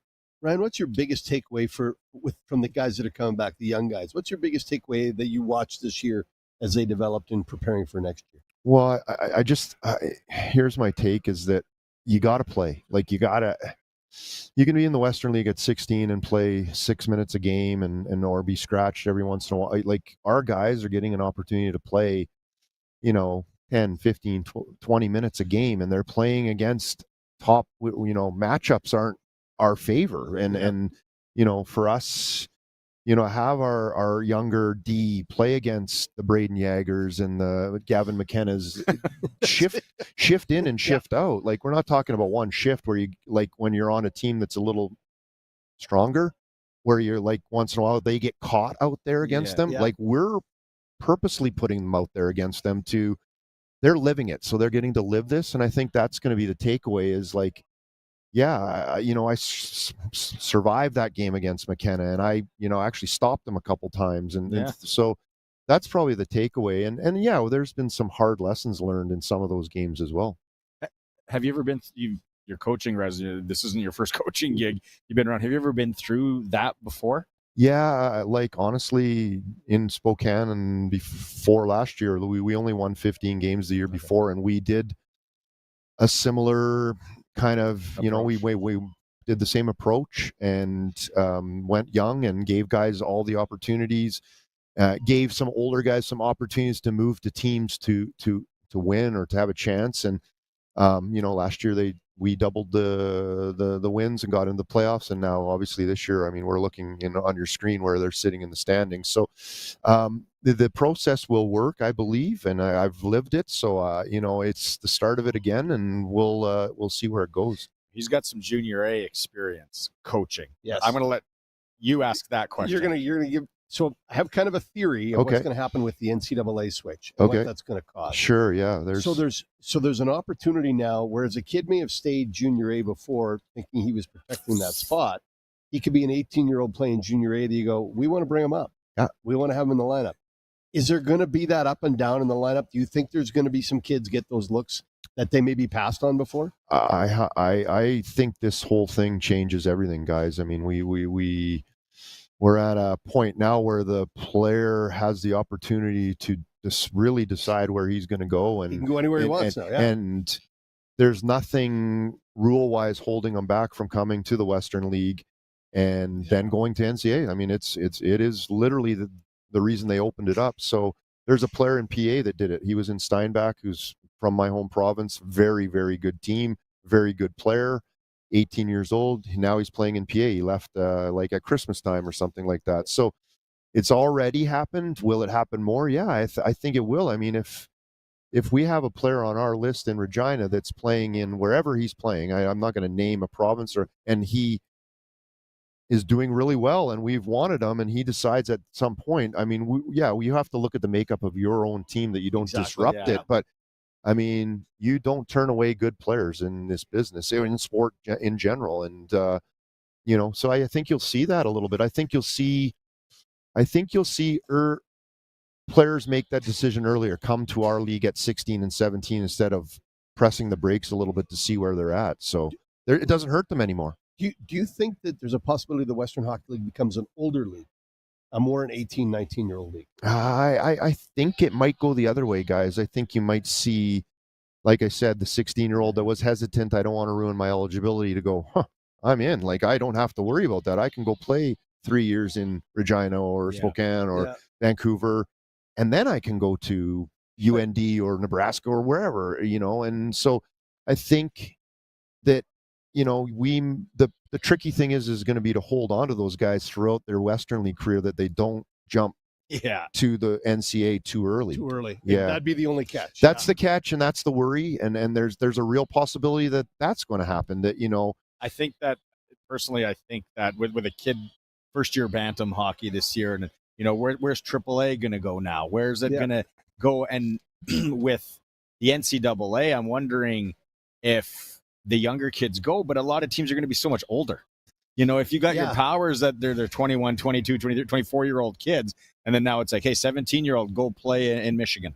Go play in the East Coast anywhere, Hockey East, right? Like that's a tough assignment. The one thing with you being in Spokane and seeing the American side, now we're starting to see some of these top American players that were protected by dub teams saying, I'm coming now. 100%. Yeah.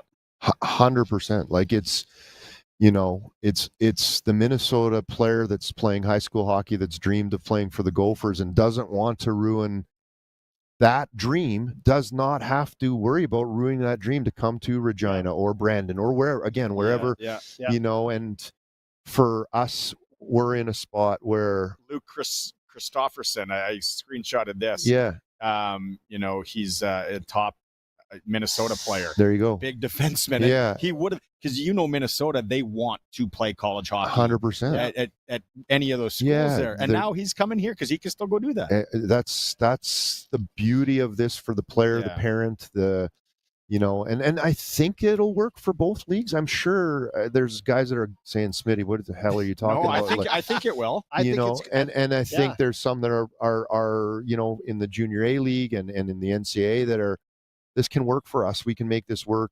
I think it's a good marriage. It's taken a long time, and now, this is the early stages. So there's some things to work out. There's some laundry to wash. In 5 years, we could regroup here and be like, well, were we off? we 100. You're right. Like in 5 years, we might be going, oh my God, well, this was a huge mistake. Like we have lost all these players, or we could be, this is so beneficial. We're getting all these players, and like I think.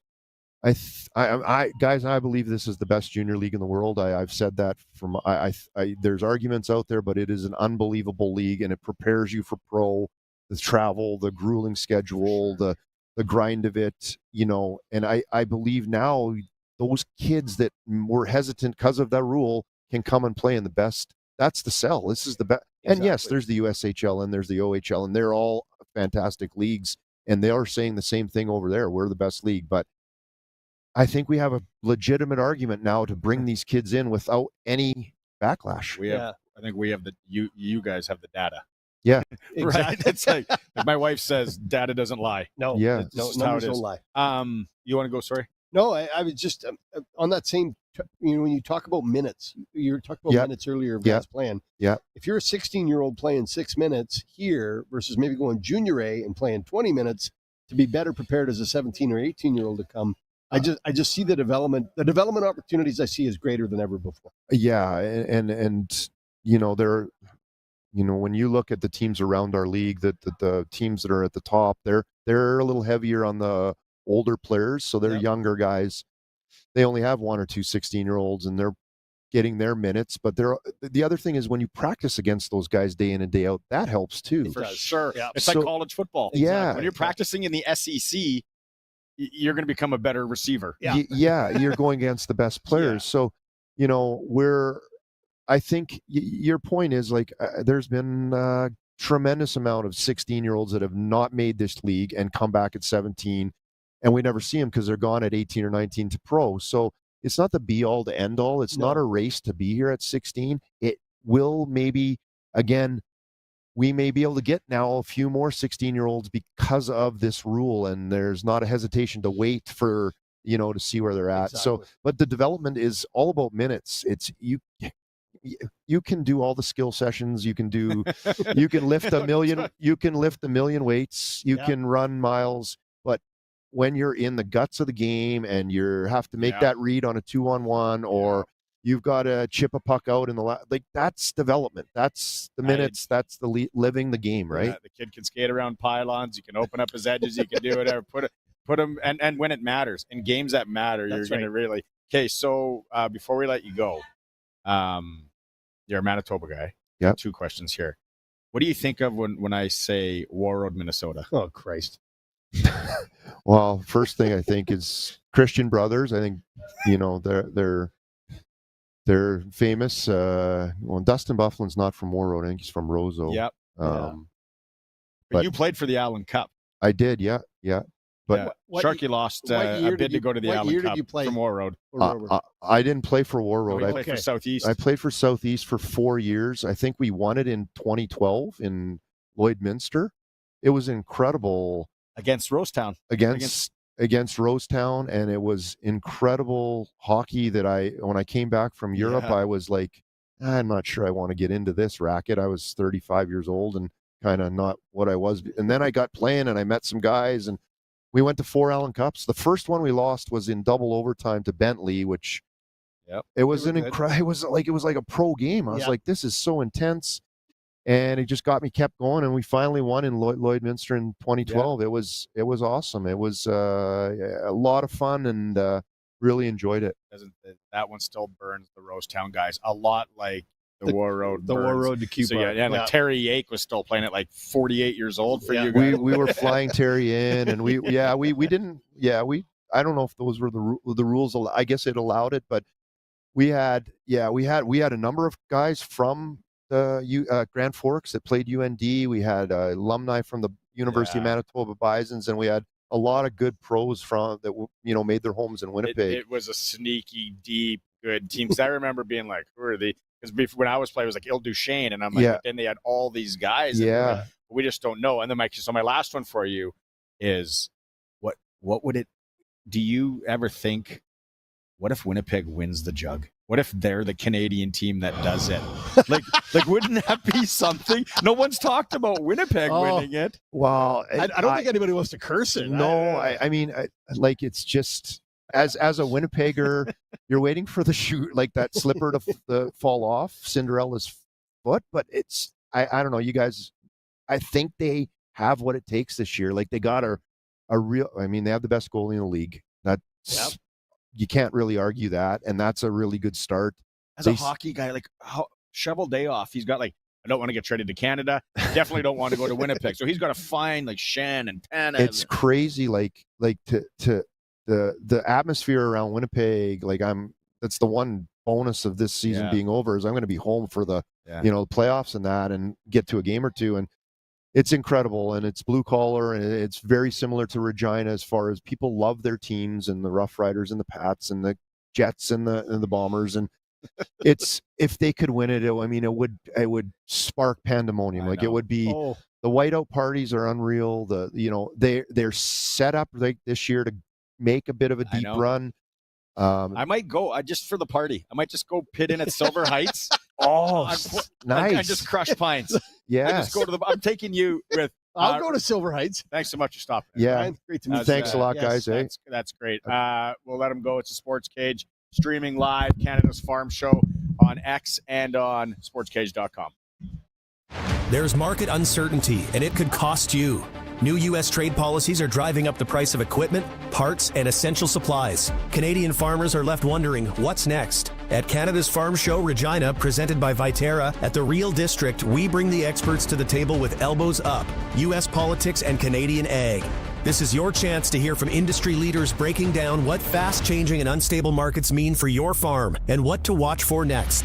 Tickets at Canada's Farm Show, reginask.ca. Farmers, grain, poultry, cattle, barn, house, and more. A generator is a necessity. Whether you need to keep operating during an outage, keep water bowls from freezing, grain drying during winter, or need power at a remote location, you need a generator from Shorty Generators. Now is the season to buy or service your generator on the farm to be sure you always have power when and where you need it. And Shorty services all makes and models, including PTO generators. Shorty Generators. Power where you need it. ShortyGenerators.ca. What's going on in the markets? When is the right time to invest? What should you do with your money today? When Lindsay had questions, she talked to Brian Golly. We see Brian as more than a financial expert. He understands the importance of family. He guides us to make decisions that will benefit our family's financial future. You don't have to plan your financial future alone. He's trustworthy and he's very easy to work with. Call Brian Golly of Smart Investing Solutions. 306-546-2533. You don't want to move cows that don't want to be moved. Instead of trying to move the cows to the water, just install a Kelm Solar livestock watering system. With a Keln Solar livestock watering system, you can put your pump pretty much anywhere without the cost of hooking up to the grid. Leave the cows where they are and move the water to the cows. Learn more about the Keln Solar livestock watering system at kelnsolar.com. Keln Solar, we move water. The Sportscage Clutch Performer for Nick's Service in Emerald Park. Your local Massey Ferguson Challenger, Rogator, Gleaner, and Fendt dealer. Call 781-1077. Clutch Performer. I'll start. Moose Jaw AAA against Swift Current yesterday. They stay alive. We're going to game 4, and Kieran Osberg in overtime for Moose Jaw scores the winner. You got one. I do. At the Oak Tree Invitational in Edmond, Oklahoma. Regina's What sport? Golf. Okay. Luke Cote. Regina's Luke Cote plays for Southern Arkansas University. Had a tough third round, but it looks like everybody had a tough third round. He finished, what do we got here? 21st overall. That's probably Luke's highest finish so far in his college career. Way to go, Luke. Good kid. Yeah. Luke used to run up his dad's chit at the Royal and milkshakes and chicken fingers. Did he ever? Till he learned the hard way. Clutch Performer for Nick's Service in Emerald Park. They're here at the Ag Show. I saw some of the guys walking around. Your local Massey Ferguson Challenger, Rogator, Gleaner, and Fendt dealer. Call 781-1077 or come visit them at Canada's Farm Show. Let's go to the SJ report, Colson. Time now for the Saskatchewan Junior Hockey League reports with Benny Walchuk on the Sports Cage. The SJHL report is brought to you by Selfie Mainline Chrysler, the newest king of trucks. Worth the drive every time, guaranteed. Yeah, right now, go to Saudi 2024s, $2,000 off to $16,000 off. Crazy pricing. The new king of trucks in Saudi. Benny. Can you give it? Can you give it to us straight here? Like Maz was talking yesterday. What do you start with? I know we were going to go to Yorkton, Melville, Weyburn, Battleford. Is that a bit of a coin toss? What do you see in that series? Yeah, I think that is. I think Battleford's has been up and down the second half, but goaltending is so huge in the playoffs, and they got two of the best. Justin Merrick, who's had experience in the playoffs with the SJHL, with the runs of the Battlefords a couple of years ago. Then you got Angelo Zoll, who's been good for them all season long. So yeah, that's a toss-up for sure. Flin Flon Humboldt, that's a goaltending series as well with Matthew Keeper and Dazza Mitchell, and look, even the Melfort Kindersley. Brett O'Halloran's had a great year with Kindersley, and of course you got a couple of guys there in Melfort with Christian Coombs and Madden Malacca. So I think goaltending is going to be a big story here in this postseason. That's an impressive that you bring those numbers up. I had Weyburn Battleford's kind of a 6-game series. I wasn't picking a winner, but I wasn't going to go 7. But Yorkton Melville is going all the way to 7th in overtime in my eyes. I hope so. That'd be really fun. But yeah, it'd be great for the communities for sure. Financially, maybe the hatred might get a little bit grewer, but that's all right. It's all friendly fun here down Highway 10. But yeah, it's just a great scenario. First time since 2014 these teams will meet. So at the in the SJHL playoffs when they last met in the final there in 2014. So it's exciting times. I know tickets have went on sale in both communities. Actually, Yorkton today, Malville will go on sale on Thursday, and their tickets are going fast, which is great to see. I love to see it. Love to hear it. Yeah. Packed barn. So will there be like families breaking up over this for a couple of weeks, Benny? Co-workers in different places, because a lot of people live in Yorkton, work in Malville, or vice versa. So it's gonna be some good community pride, but it's all for fun. I know I've seen driving around Malville, seen a lot of jerseys in the businesses' windows, which is great to see as well already. So, and all with those new lights now you can get, like people have those lighted up. They have their blue and white going on around the community. They got some millionaires logos happening as well. So it's a new way to kind of support your pride here across both cities. All that railway money in Melville. People have the fancy lights, and there's going to be a lot of text messages passed. Did you see who punched out? And then you have to go to it. Yeah, another video. No, it's that's going to be really exciting. Now, Melfort. You talked. Let's go to that. You talked about Kindersley goaltending. Like what makes Melfort so formidable this year? Just so deep. Yeah, just so deep. Yeah, like defensively, they're in your face, and when you play them, you played them. They kind of run you into the boards, and they run you up and down the ice. And then they got some big D with Nolan Roberts. You got Ty Thornton, Zach Turner, who played with the Swift Current Broncos. He's on the back end, and Nick Andrusiak, who's probably most likely going to be the SJHL Defenseman of the Year. He's one of the candidates for that award. So they're very good. And then up front, maybe they're not as talented as they were last year during their championship run, but they have Riley Cote, who's led the SJHL in scoring with 73 points on the season. So it's a team that's very, very tough to beat. They don't have any flashy players, but they're just deep up and down the roster, and it's going to be definitely tough for any team here in the SJHL to beat them in 4 games.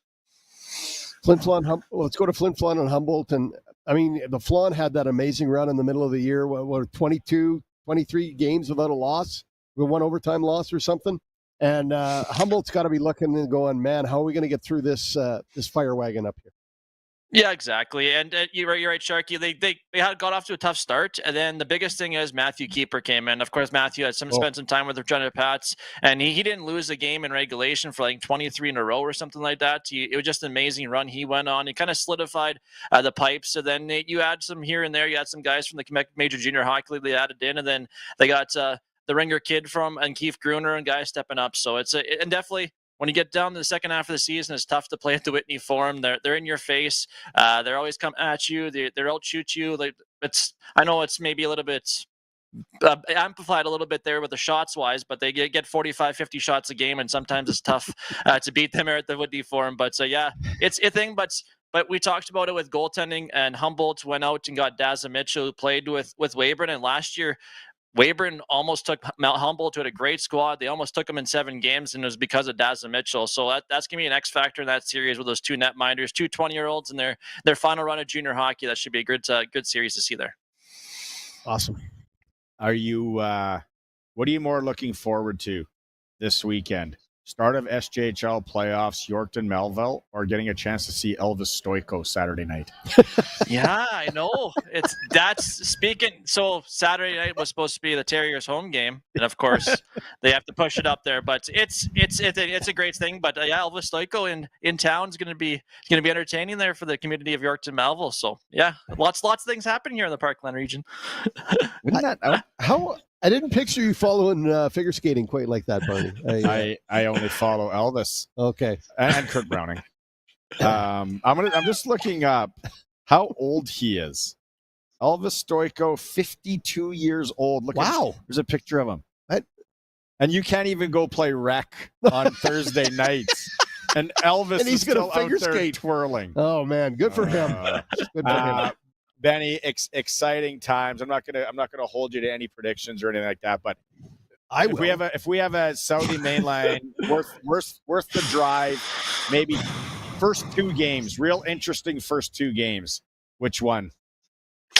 Yeah, well, of course, I'm going to go with the Highway 10 battle in Yorkton on Friday night. It's so intriguing to see what's going to happen. These 2 teams met last weekend, and it was a tale of 2 games. Melville, if they play like they did on Saturday, hold Yorkton to 4 with their offensive talent, I think Millionaires could have success. But if they let the discipline get in the way of their things, I think Yorkton could take over with their power play. So I'm going to go with that one. And I'm going to go up in Flin Flon. Yeah, take the trip up there to Flin Flon as the Humboldt Broncos take on the Flin Flon Bombers. So it's but like you said, these interesting matchups. You thought maybe these teams would meet in the SJHL playoffs, but some tinkering down the stretch kind of changed the matchups a little bit. I would have liked to see a Humboldt Weyburn just because Daza used to be a Weyburn Red Wing to see that matchup. But nonetheless, it's going to be great for junior hockey as the snow starts to melt a little bit here, hopefully, and that's a great time of year with playoff weather.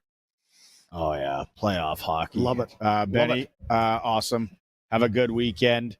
Have fun at the games. Really interested to see how it shakes down, and take some pictures of Elvis for us. I will. I'll send you right to DM you right for sure. Yeah, I'll put it in your collection. And hey, Round Lake, Keniston Senior Provincial A. How about did you hear about the Foam Lake Wilkie game? Yeah, I was there. It was like Wilkie took over probably pretty much the second half, and then got 5-4 late, and then 2 quick goals, and then the old guy in Brett Pepler scores the game-winning goal in overtime. That Wilkie is a good team. I've never seen them live for a while, but they're that Ryan Keller, like I've watched a lot of senior Yeah. hockey. He might be one of the best players in Saskatchewan. He's so smooth at his age. I think he's 41 or something like that. So he's one of the best players I've seen in senior hockey last number of years. But he's good. They've got good goaltending, and it should be good fun. I don't think that series is over yet. I think it's going to go 3 games there in Wilkie, so it should be a great test there at the Wilkie Arena. Yeah. This is his swan song because he's taken over the Saskatoon Contacts operation. Oh, is he? So he wants to win one more for his the hometown of his grandparents. All right, Benny, have a good one, buddy. Thanks, guys. Appreciate it. See you, Sharky. See you, Barney. Take care. SJHL report with Benny Walchuk for Southie Mainline. Chrysler, new king of trucks in Southie Saskatchewan. Worth the drive every time right now. They have their 2024 inventory. They're blowing it out. $2,000 off, up to $16,000 off. Colson, do we go to a break here? Do we have time for a quick one? Or do you just want to? Well, we'll go into news. We'll go into break. It's Sportscage, live from Canada's Farm Show. The best spot for secondhand goods is at the Suitor and Ship Pioneer Village and Museum's 42nd Annual Antiques and Collectibles Show and Vehicle Parts Sale on Friday, March 21st from noon till 8 p.m. and Saturday the 22nd from 9 till 5. You'll find antiques, collectibles, vintage auto and tractor parts, and much more. Admission is just $6. Kids 15 and under are free. The Suitor and Ship Pioneer Village and Museum at the Convention Center Exhibition Grounds, 250 Thatcher Drive East in Moose Jaw. Come join an unforgettable evening at the Regina Red Sox Dinner and Auction on Saturday, April 26th at the Turvey Center. This year's special guest will be Saskatchewan Roughriders head coach Corey Mace and offensive coordinator Mark Mueller. Pre-dinner drinks will start at 6 p.m. and dinners at 7. And don't forget the live and silent auction. Tickets are available at reginaredsox.com. Get your tickets now for the Regina Red Sox Dinner and Auction Saturday, April 26th. And support Regina Red Sox baseball. Presented by Dusick and Barlow Insurance at SGI Canada. Play ball! Get it hot and get it fast. Western Pizza. Some say the number 13 is bad luck, like walking under a ladder. Well, 13 is a very lucky number when you're talking Western Pizza, like their delicious 13-inch pepperoni from Western Pizza. That makes it, well, the luckiest number of all. Western Pizza, big on toppings, big on taste. Dine in or takeout. Order today. And get it hot and get it fast. Western Pizza. Farmers, grain, poultry, cattle, barn, house, and more. A generator is a necessity. Whether you need to keep operating during an outage, keep water bowls from freezing, grain drying during winter, or need power at a remote location, you need a generator from Shorty Generators. Now is the season to buy or service your generator on the farm to be sure you always have power when and where you need it. And Shorty services all makes and models, including PTO generators. Shorty Generators. Power where you need it. ShortyGenerators.ca. Welcome back to Sportscage. Connect with the show. Call 1-866-767-0620 or text 306-936-6262. Locally tonight in the area, let's run down what is going on. We have the Pat Canadians in Saskatoon to take on the Blazers, trying to advance to the AAA provincial final. 2-1 series lead, 7:30 puck drop up in Saskatoon at the Rod Ham. Battleford's Notre Dame female AAA. They're taking it back to Battleford tonight. Back to back. After a Battleford 6-2 win in Wilcox last night. No games in the Prairie Junior Hockey League. They fire back up tomorrow. The Fort Knox squad, they have a 2-0 series lead on the Regina Capitals. Western Hockey League, and all of our Western Hockey League reports are for our friends at Extreme Hockey and Sport. You need something for spring hockey. Maybe your team needs some gear or slow pitch or ball. Umbrella Marketing can help you out there as well. They're also dabbling in lacrosse now. Extreme Hockey and Sport, always supporting local, and they hope you support local as well. Western Hockey League under the orange top. Swift Current and the Regina Pats. You brought up a good point. It's a long shot, but these 2 points are still big for Swifty. They are big for Swifty. They've got a chance to catch Edmonton and get in that 7th spot. And 7th gets you out of Medicine Hat, which would be something they'd want to do. If they could avoid Medicine Hat or Calgary in that first round, that would be the Swift's advantage, and that would put them against Brandon, PA, or Saskatoon. So, yeah, there's lots to play for you in the Western Hockey League. There's another important game in the Western Hockey League tonight, as you talk about Moose Jaws at Prince Albert. Prince Albert needs those 2 points. Prince Albert wins. They move into second in the Eastern Conference. And Moose Jaw, they're okay playing hard, but gaining no points because last place team gets 6. But that's for Edmonton. That's for Edmonton. So Moose Jaw. Well, but does Moose Jaw want to do the Pats a favor? You know the rivalry. You worked in that rivalry. I did. Yeah. Well, hard to say. Would you rather have Maddox Schultz in your building 6 times or 2? 2. Yeah. If you're the visitor. Yeah. So that's it. Oh, and then curling. Not that that's local. You can watch it tonight. Thanks to Rose again, who messaged in and gave us the heads up on what time it was. I know it shouldn't be that difficult for 2 grown men in 2025 to figure out what time an event starts with the internet and our phones and everything that we have. But we couldn't. It's 6:00 local time, Saskatchewan time. Yeah. Canada versus Korea. They're both 5-1 at the World Women's Curling Championship. Rachel Holman's team sitting in second place with Korea at 5-1. The Swiss are undefeated at 7-0. And then just one other shout out on the senior hockey front.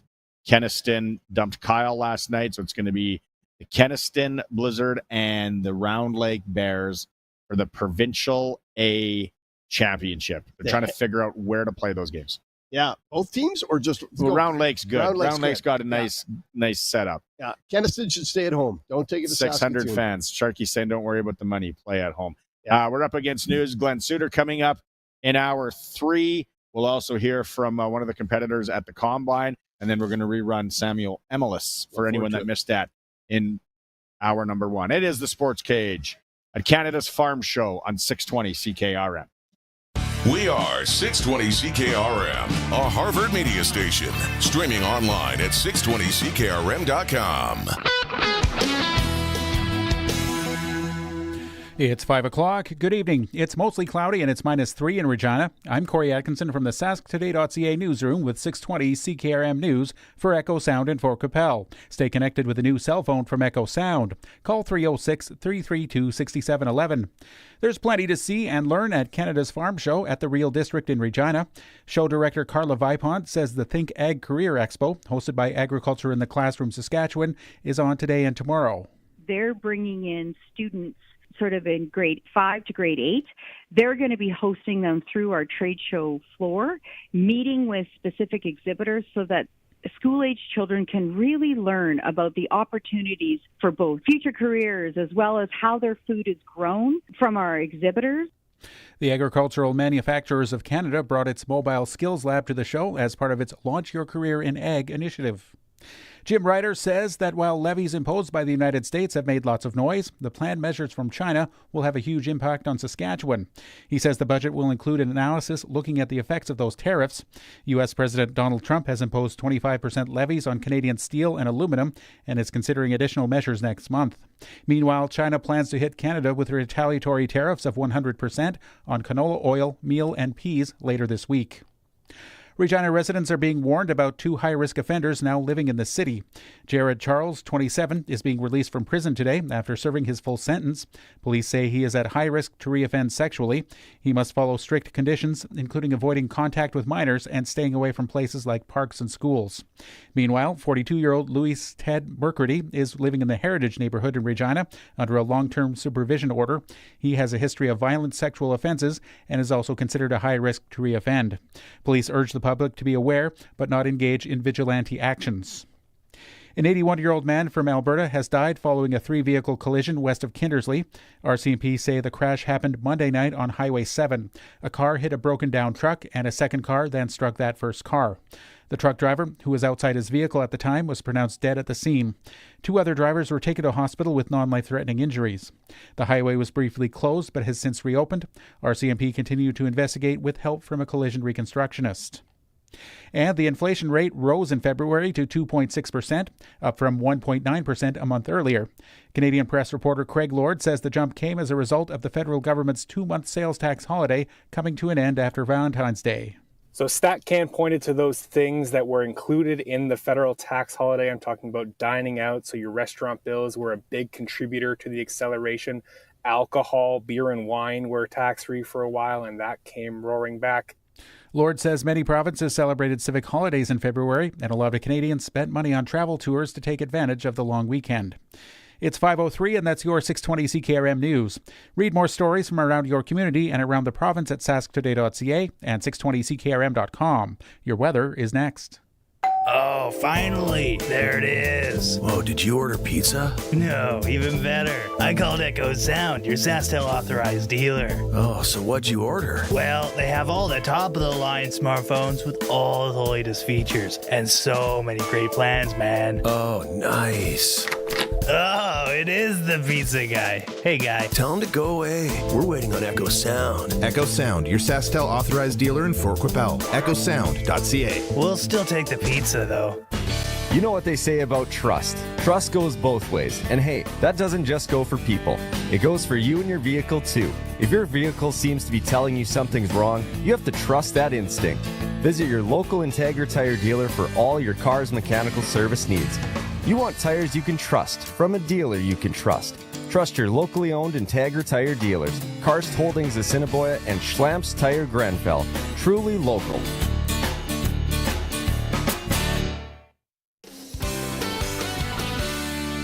It's 5:04, and I'm Corey Atkinson with your 620 CKRM Precision Weather Forecast, brought to you by Linex Regina. Serious protection, killer looks, 1865 McCarra Street. And for Matt's Furniture, visit mattsfurniture.ca. Now here's Precision Weather meteorologist Steve Adamson. We're inching closer and closer to springtime, at least according to the calendar, with the spring equinox occurring this upcoming Thursday early at 3:01 in the morning. But no signs of any true spring-like weather ahead. In fact, we may see a little bit more in the way of wintry weather as the week comes to an end. As we progress through tonight, cloudiness thinning out, the low temperature near -12, mostly sunny weather for Wednesday, the high around -1. Wednesday night, partly cloudy skies, the low temperature drops to -10. Thursday turning mostly cloudy, the high temperature up to 1. Friday a mixture of sunshine and cloud cover, somewhat colder with a high near -6. Saturday mainly cloudy with a chance for some snow or mixed precipitation developing, the high around 0. With your 620 CKRM weather forecast, I'm Precision Weather Meteorologist Steve Adamson. Across the province at this hour, Saskatoon is -4, Swift Current is -2, Assiniboia is -2, Broadview Moosomin -6, Yorkton Melville -3, Estevan -2, and Weyburn is -4. At this hour in Moose Jaw, it's cloudy, winds are from the northwest at 17, and it's -4. Regina is mostly cloudy, winds are from the north at 17, and it's -3. For more local news that matters to you, subscribe to our daily newsletter at sasktoday.ca.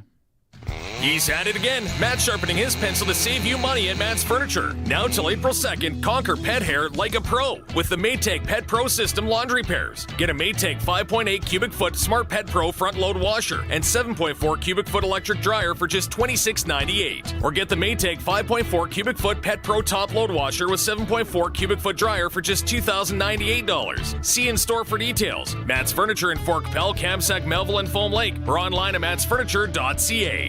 When you want the best for your truck, you want Line-X. Your truck has withstood the harshest elements Saskatchewan has thrown at it. Rocks, gravel, rain, sleet, and snow, and left with no chips, no rust. Line-X protective coating keeps your truck's bed liners, rocker panels, and bumpers looking like brand new. Don't settle for Brand X. Go with Line-X. It's serious protection. Come see why everybody loves taking their truck to Line-X Regina for their rocker panels, bumpers, and more. Line-X. Make your truck complete. 1865 McCarra Street.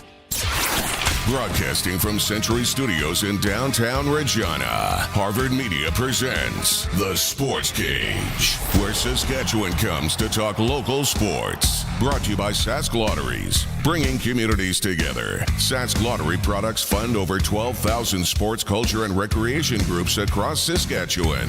Be part of the show. Call 1-866-767-0620 or text 306-936-6262. The Sports Cage. Streaming at sportscage.com, our YouTube channel, and on the radio at 620 CKRM. I always, Sharky, making sure that the Prairie Land Rentals text line, 936-6262, because we're at Canada's Farm Show. We got things different here. I did miss a few texts that I want to give some shout-outs to. Thank you so much for people. I know another local clutch performer from the other night, Midget A playoffs, Q-Par Southie goaltender, Braden Aschenbrenner faced 56 shots, keeping things close, losing only 3-1 to first place Prairie Storm. Game 2, Saudi Wednesday night. So shout out there to Braden in that one. Somebody else here, Tommy and Davidson. Tommy and Davidson's Davidson Cyclones got a chance to hang a banner. He said, great interview with Samuel Emilus. Let's get the season going. Thanks, Tom. We're going to rerun that interview in this hour, of course. It was great. I know a few people wanting to hear that. There will be no game at Marilis like Round Lake was talking about. It's been used for minor hockey. Let's go, Kenniston. Pat in Saskatoon, don't be so sure money talks, Pat. Rule 1 in life. Yeah, it is rule 1. Arash, where else do we go? Clutch performer Bernie Weston, U18 AAA Swift current tender. His numbers are crazy. He's a great tender that should be mentioned. Phenomenal kid too. Trevor and Regina. Well, yeah, he's got them on. I love those shout to the brink. Yeah, I love those shout outs, man. Trevor, thanks for that one. Yeah, Bernie Weston. And I'd be interested in hearing the Sportscage discuss the topic of fair play in youth sports. Fair play in what sports? Youth sports. Okay, can we regroup on Thursday on this one? Sure. U11 hockey playoffs. His friend only played 4 shifts the entire game. That's a tough one. I've always been, my kid's been on both ends. Do we get an extra game? Do we get a chance to win a championship? Play the kids. There's other times in the season that kids can get kicked. That's just my view. It's tough. I've done both as a coach. I've had to put some kids in spots that maybe they weren't that comfortable with. Again, but the other thing is, if you put a kid out, all teams have kids that maybe don't play to the same level. Yeah. So if you put a kid in a bad spot, whether it hurts himself or the team, and the other players notice, you tend to lose the team and the spirit they have. It's depends what division too. It does. Even at U11, are you playing the highest division? I always said, coaching football, it's, kind of that after 10 years old, they can start learning that not everyone gets to sit in the big chair in the boardroom in life. And participation trophies don't. Yeah, that's a whole other thing. I'm not into that. No, it's a good question. Thanks for everyone that texted in. Prairieland Rentals. You get to deal with the owner, local, 600 Hey, by the Albert way, Street. did you get the walk behind skids here? I'm a chicken. I got to figure that out. Jeremy said he'd bring it to you. Like, what are you doing? It's time for Glen Suitor press coverage for Bronco Plumbing and Heating. I know we got the intro coming. I recorded this earlier today. He's in Edinburgh, Scotland, one of my favorite cities in the world. Here is Glen. Time now for press coverage with CFL and Saskatchewan Roughrider legend Glen Suitor on the Sportscage. Brought to you by Bronco Plumbing and Heating, where professional service is guaranteed. They'll treat you right. 781-2090.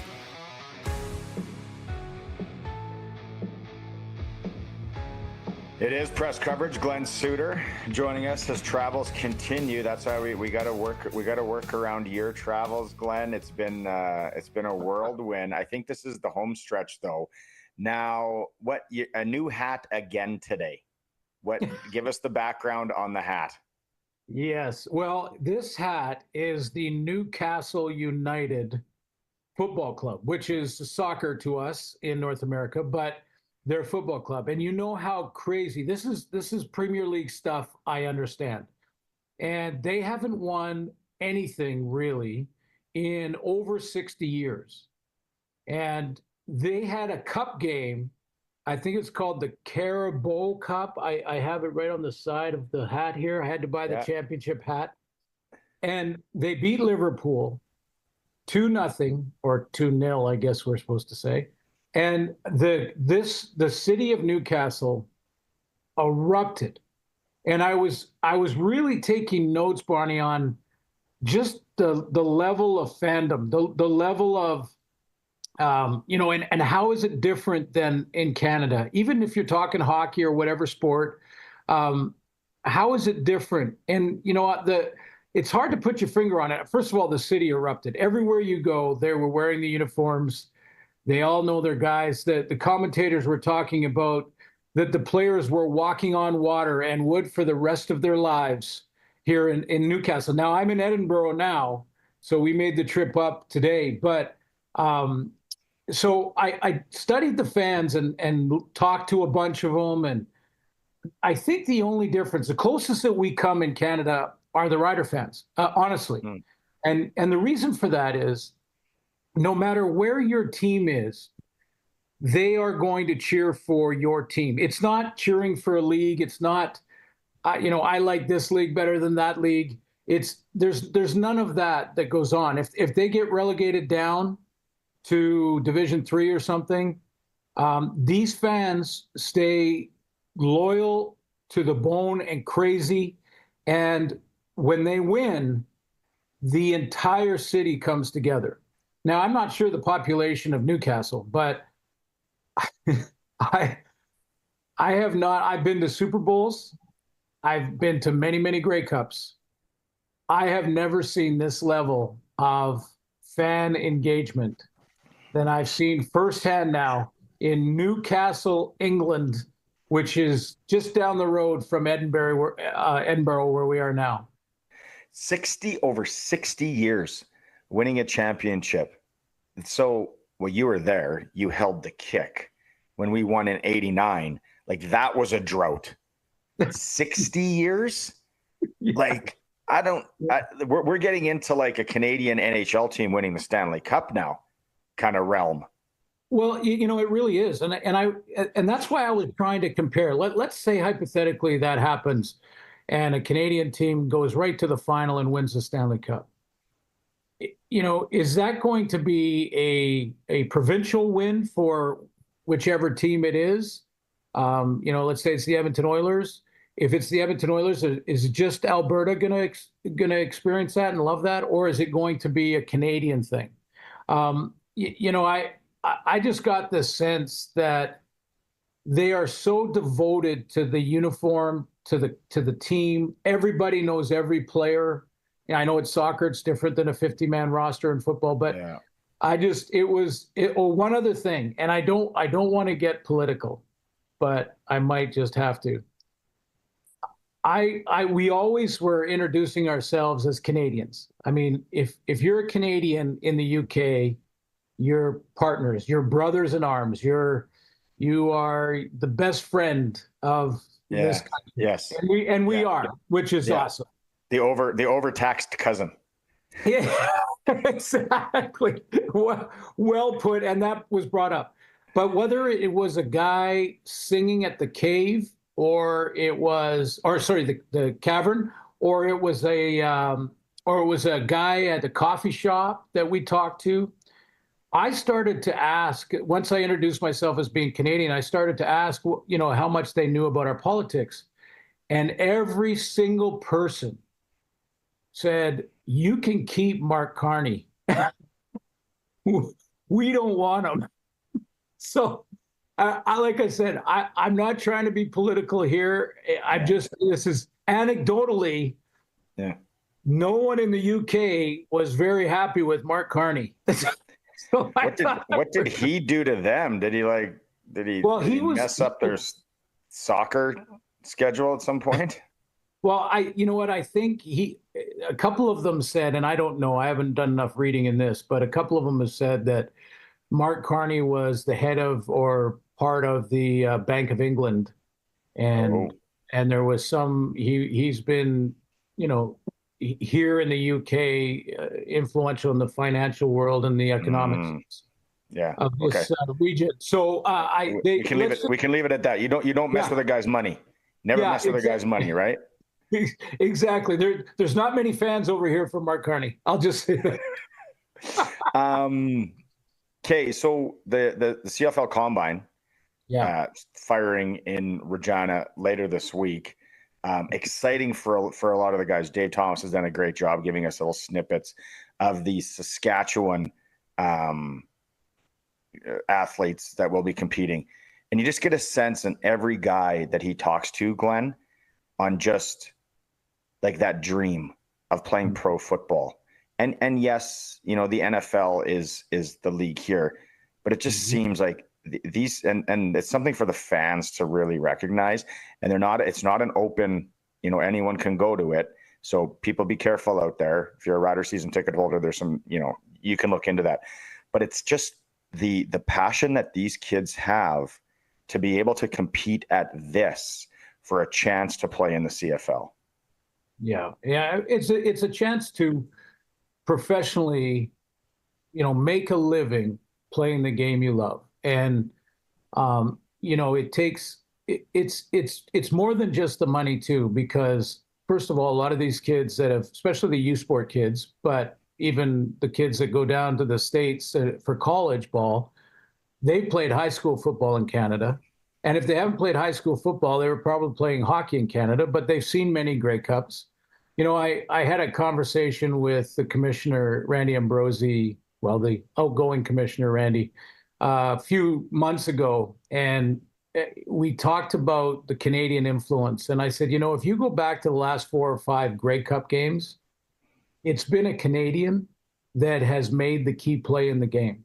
And yes, I wave the flag. Don't get me wrong. And I'm not in any way trying to diminish the quality of athlete, the Americans coming up, because they're outstanding.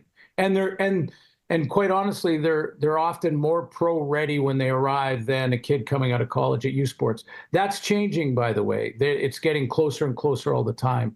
But yeah, and I've been in that spot where you think you have a chance. You've heard from coaches.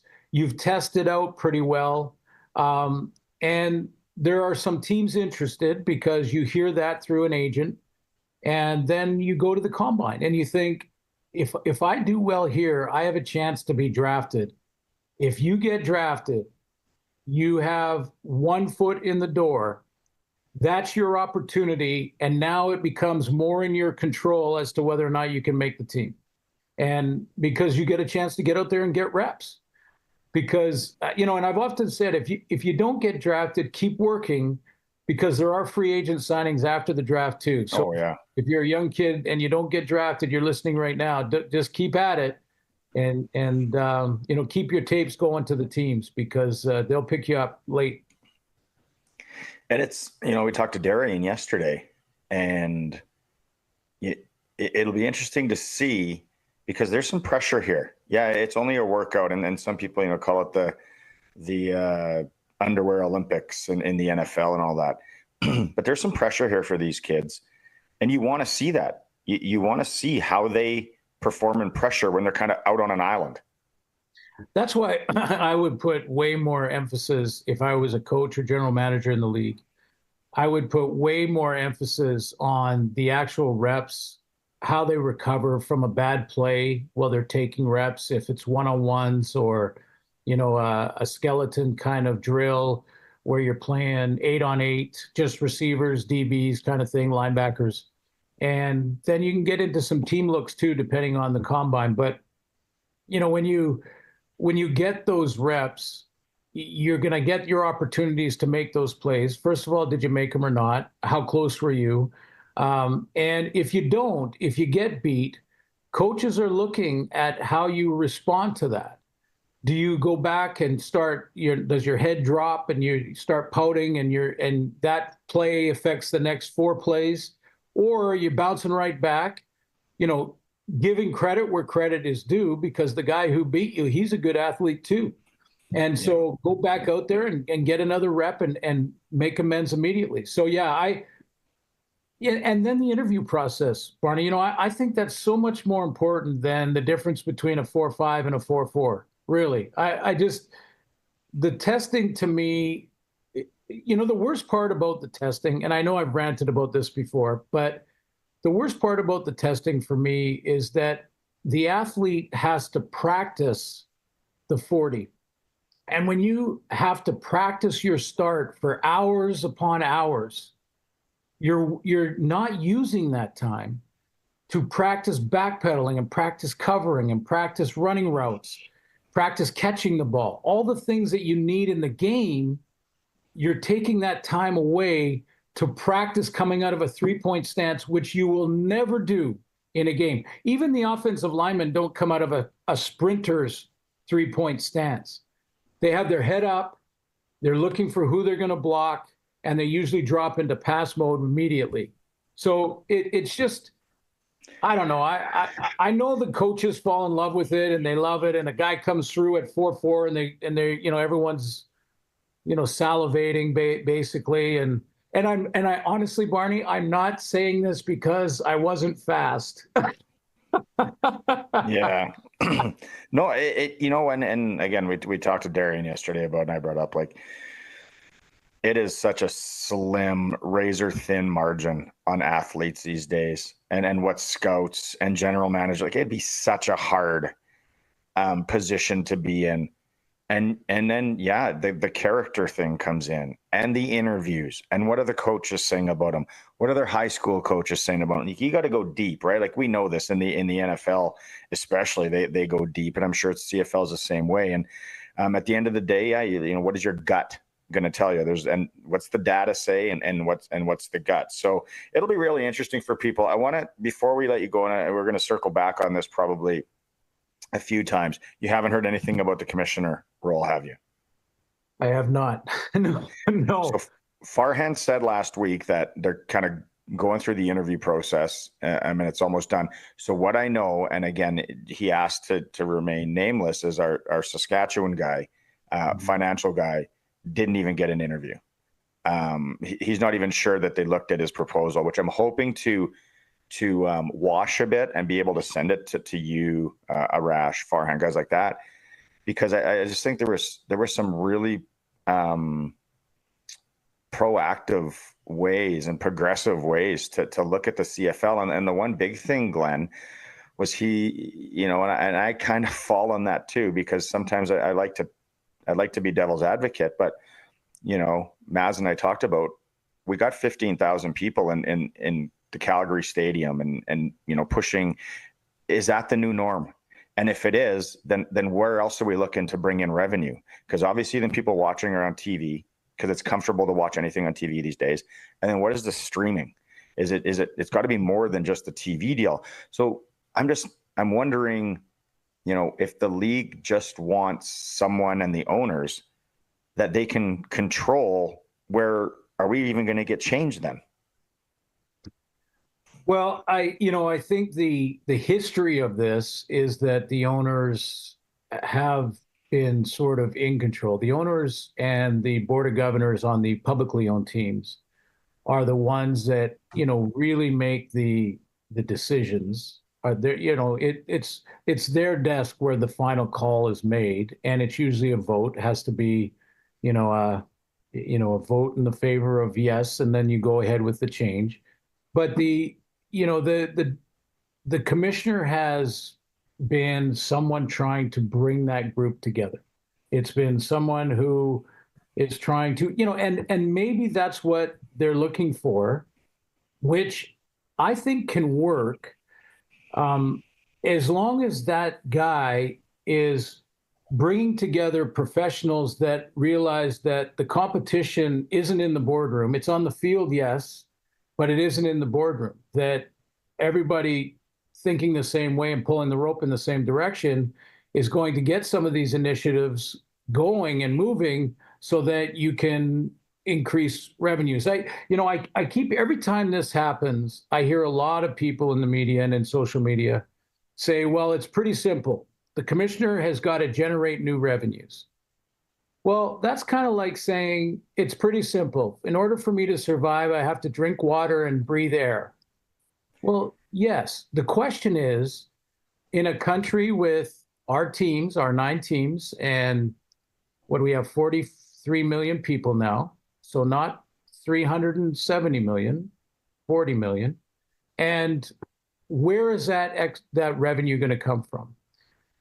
I think the new commissioner, if he can consolidate the board, bring them together so it's a united front, but also is bringing in the messaging to the fans, the young kids and the flag football development, and leaning big time into that, because those are your future. Those are your future fans.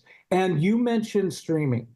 Now, I'm not in the meetings at TSN. I know that they are going to be all in to try and continue the partnership with the Canadian Football League. That's the only messaging I've heard from executives at TSN. But the streaming end of it is something I think that is a little bit uncharted. I mean, we're seeing other sports do it now. So what can the board and a new commissioner create there? I think that's an interesting one. I don't know enough about it, but I think that's an interesting one. You got to know what you don't know too. But in the meantime, a new commissioner with the right messaging that believes in the Canadiana of this game, that wants to engage the kid. You've probably been to Disneyland many times, right, Barney? No, just once, Disney World, and I probably will never go back. Okay. It was okay, though. It was okay. Okay, but Disney didn't sell you. Disney sold your kids. Absolutely. Disney said, here, look at Buzz Lightyear. Your kid loved him. And then you went to Disneyland. You've spent thousands of dollars on Disney because they sold your kids. And, I think that's when you fall in love with sports. That's when you fall in love with a sport. When you're a kid playing street hockey, you fall in love with hockey. You ask your dad, can I play hockey? It really works that way. And the opportunity here is here right now with flag football. It is here. The Olympics are coming up for flag football. This is a way to grow the fan base in a big way, and the revenues will follow. Take care of the game, take care of that fan base, that young fan base, and the business will take care of itself at the other end. And that streaming thing is a big part of it. We're gonna we'll circle back on this a few times. I think the last stats I saw, 42% of Canadian households did not have a TV subscription. We gotta look at streaming, and maybe TSN. Is there another provider? I don't know, but we can circle back. Okay, so give us a quick rundown on how the trip finishes. You're in Edinburgh right now, probably going to go to the Royal Mile, have a pint for me. That's as soon as we hang up. That's where I'm heading. But no, this is 3 or 4 more days. This is our last leg, and it is to pay homage to the fight for independence for Scotland, Robert the Bruce, William Wallace. The movie is not really that accurate in a lot of ways, but there are some truths to it. We're going to go to Edinburgh Castle. And I drove. So good. Yeah. It's so good. Yeah. We're staying right across from it. And 3 hours of driving from Newcastle to Edinburgh. And I must have drove by 5 golf courses, Barney. I'm just saying. Like, I know. Don't get me going. You only have 3 or 4 days left. And I know you're doing the William Wallace stuff and all that. But if you do have 4 or 5 hours, take the train from Edinburgh to Lukers, which is the train station outside of St. Andrews. Okay. It's about an hour beautiful train ride, an hour back. Go have a couple of pints in St. Andrews and witness that golf course. And it's a public park. You can walk through the first and 18th hole. It'll blow your mind. You'll just be like, this is serious. Barney, we Googled it on the way up. I said, how far is St. Andrews? Because the host of the show that I work on is a big time golfer, and I wonder if I sent a picture. Yep, do it. And the Dunvegan is now owned by Canadians. It's the pint where all the pub where all the caddies go at the end of the round. You won't be able to miss it. It's a block away, and then there's a gift shop across the street. If you do go there, text me, because I'm going to get you to pick me up something, and then I'll e-transfer you, and then I'll get it when you come in for a game. I'm serious. You got to go. It's an hour train ride. It's a beautiful train ride. It's easy. You get from Lukers into town. There's a big rugby field you'll see, and there's 7 golf courses, and it's just like, wow, this is something else. Okay, I will work on it, my friend, and I'll keep you posted. Okay, we'll hopefully chat with you on Thursday, Glenn. Okay, thanks, Barney. Thanks so much. Right on. Good interview. That's it. Sharky's not here. That's Curtis if you're still watching the stream. We're going to go to the Combine. Seth Hundeby standing by. little Dave Thomas interview on that, and then the Samuel Emilus interview is coming up after that. It is the Sports Cage live from Canada's Farm Show, streaming on X and on sportscage.com. There's market uncertainty, and it could cost you. New U.S. trade policies are driving up the price of equipment, parts, and essential supplies. Canadian farmers are left wondering what's next. At Canada's Farm Show Regina, presented by Viterra, at the Real District, we bring the experts to the table with elbows up, U.S. politics and Canadian ag. This is your chance to hear from industry leaders breaking down what fast-changing and unstable markets mean for your farm and what to watch for next. Tickets at Canada's Farm Show, reginask.ca. Sask Power is working to improve the power system in your area. In order to do their work safely, they need to shut the power off for customers in Regina. 100 blocks of Hamilton Street North odd numbers, Rose Street North even numbers, 1900 blocks of 5th Avenue North even numbers, and 6th Avenue North all numbers, from 9:30 a.m. to 4 p.m. tomorrow, March 19th, weather permitting. For updates on this outage, visit saskpower.com/outages. Here at Home Hardware's Bring Beauty Tone Home Reno sale, everyone's saving on everything they need to tackle their reno project. Like bringing their living room into this century with 25% off Canadian-made Beauty Tone Pure Interior and Specialty Paint. Or tackling that bathroom reno with up to $200 off Max shower units. That's better. Earn and redeem Scene Plus points during the Bring Beauty Tone Home Reno sale. On now at Home Hardware and Building Centers. All aboard? Me? You bet. At Twin Anchors, all their boats have a hot tub, fireplace, sun deck and slide, and so much more. Get into vacay mode. Take a dip in the lake, play some golf, lay on the beach, go for a hike. Boat sleeps 2 to 28 people. Bring the whole family. Come on, gang. 12 different styles to choose from. Visit twinanchors.com. Sask Lotteries has 50 years of winning behind us. And you know what that means? Lots of winning numbers. Numbers like over 1,200 organizations funded and 12,000 plus groups supported. $6 million given away annually in community grants. And the winningest number of all? $1.4 billion given back to the people of Saskatchewan through sport, culture, and recreation. And we're just getting started. Help us grow the next 50. Learn more at sasklotteries.ca. Welcome back to Sportscage. Get social with us. Follow us on X at Sportscage. Watch our video stream at sportscage.com and always on the radio at 620 CKRM. The countdown to the Canadian Football League Combine continues. We're pleased to be joined by first-team All-Canadian linebacker from the University of Saskatchewan Huskies, Seth Hundeby. The countdown is on. How are you feeling, sir? Feeling pretty good. Yeah, definitely started off like the new year a little bit more nervous, but working with Ignite and stuff like that, definitely have built a lot more confidence in my abilities and stuff like that. So I'm excited. Should be fun. Now, Joel and the team there, I know they do a terrific job, and probably you've been working with them a number of years in the past. Having said that, have you changed anything up to ensure that you're ready to go at the end of March as opposed to being, say, ready to go at the end of August? Some of the focuses and a couple of the exercises have been shifted to things that we are going to do during the combine and stuff like that. But obviously, there's still a focus on strength and endurance and speed and overall just like safety of like doing exercise and stuff like that. So a little bit of a shift, but nothing too drastic.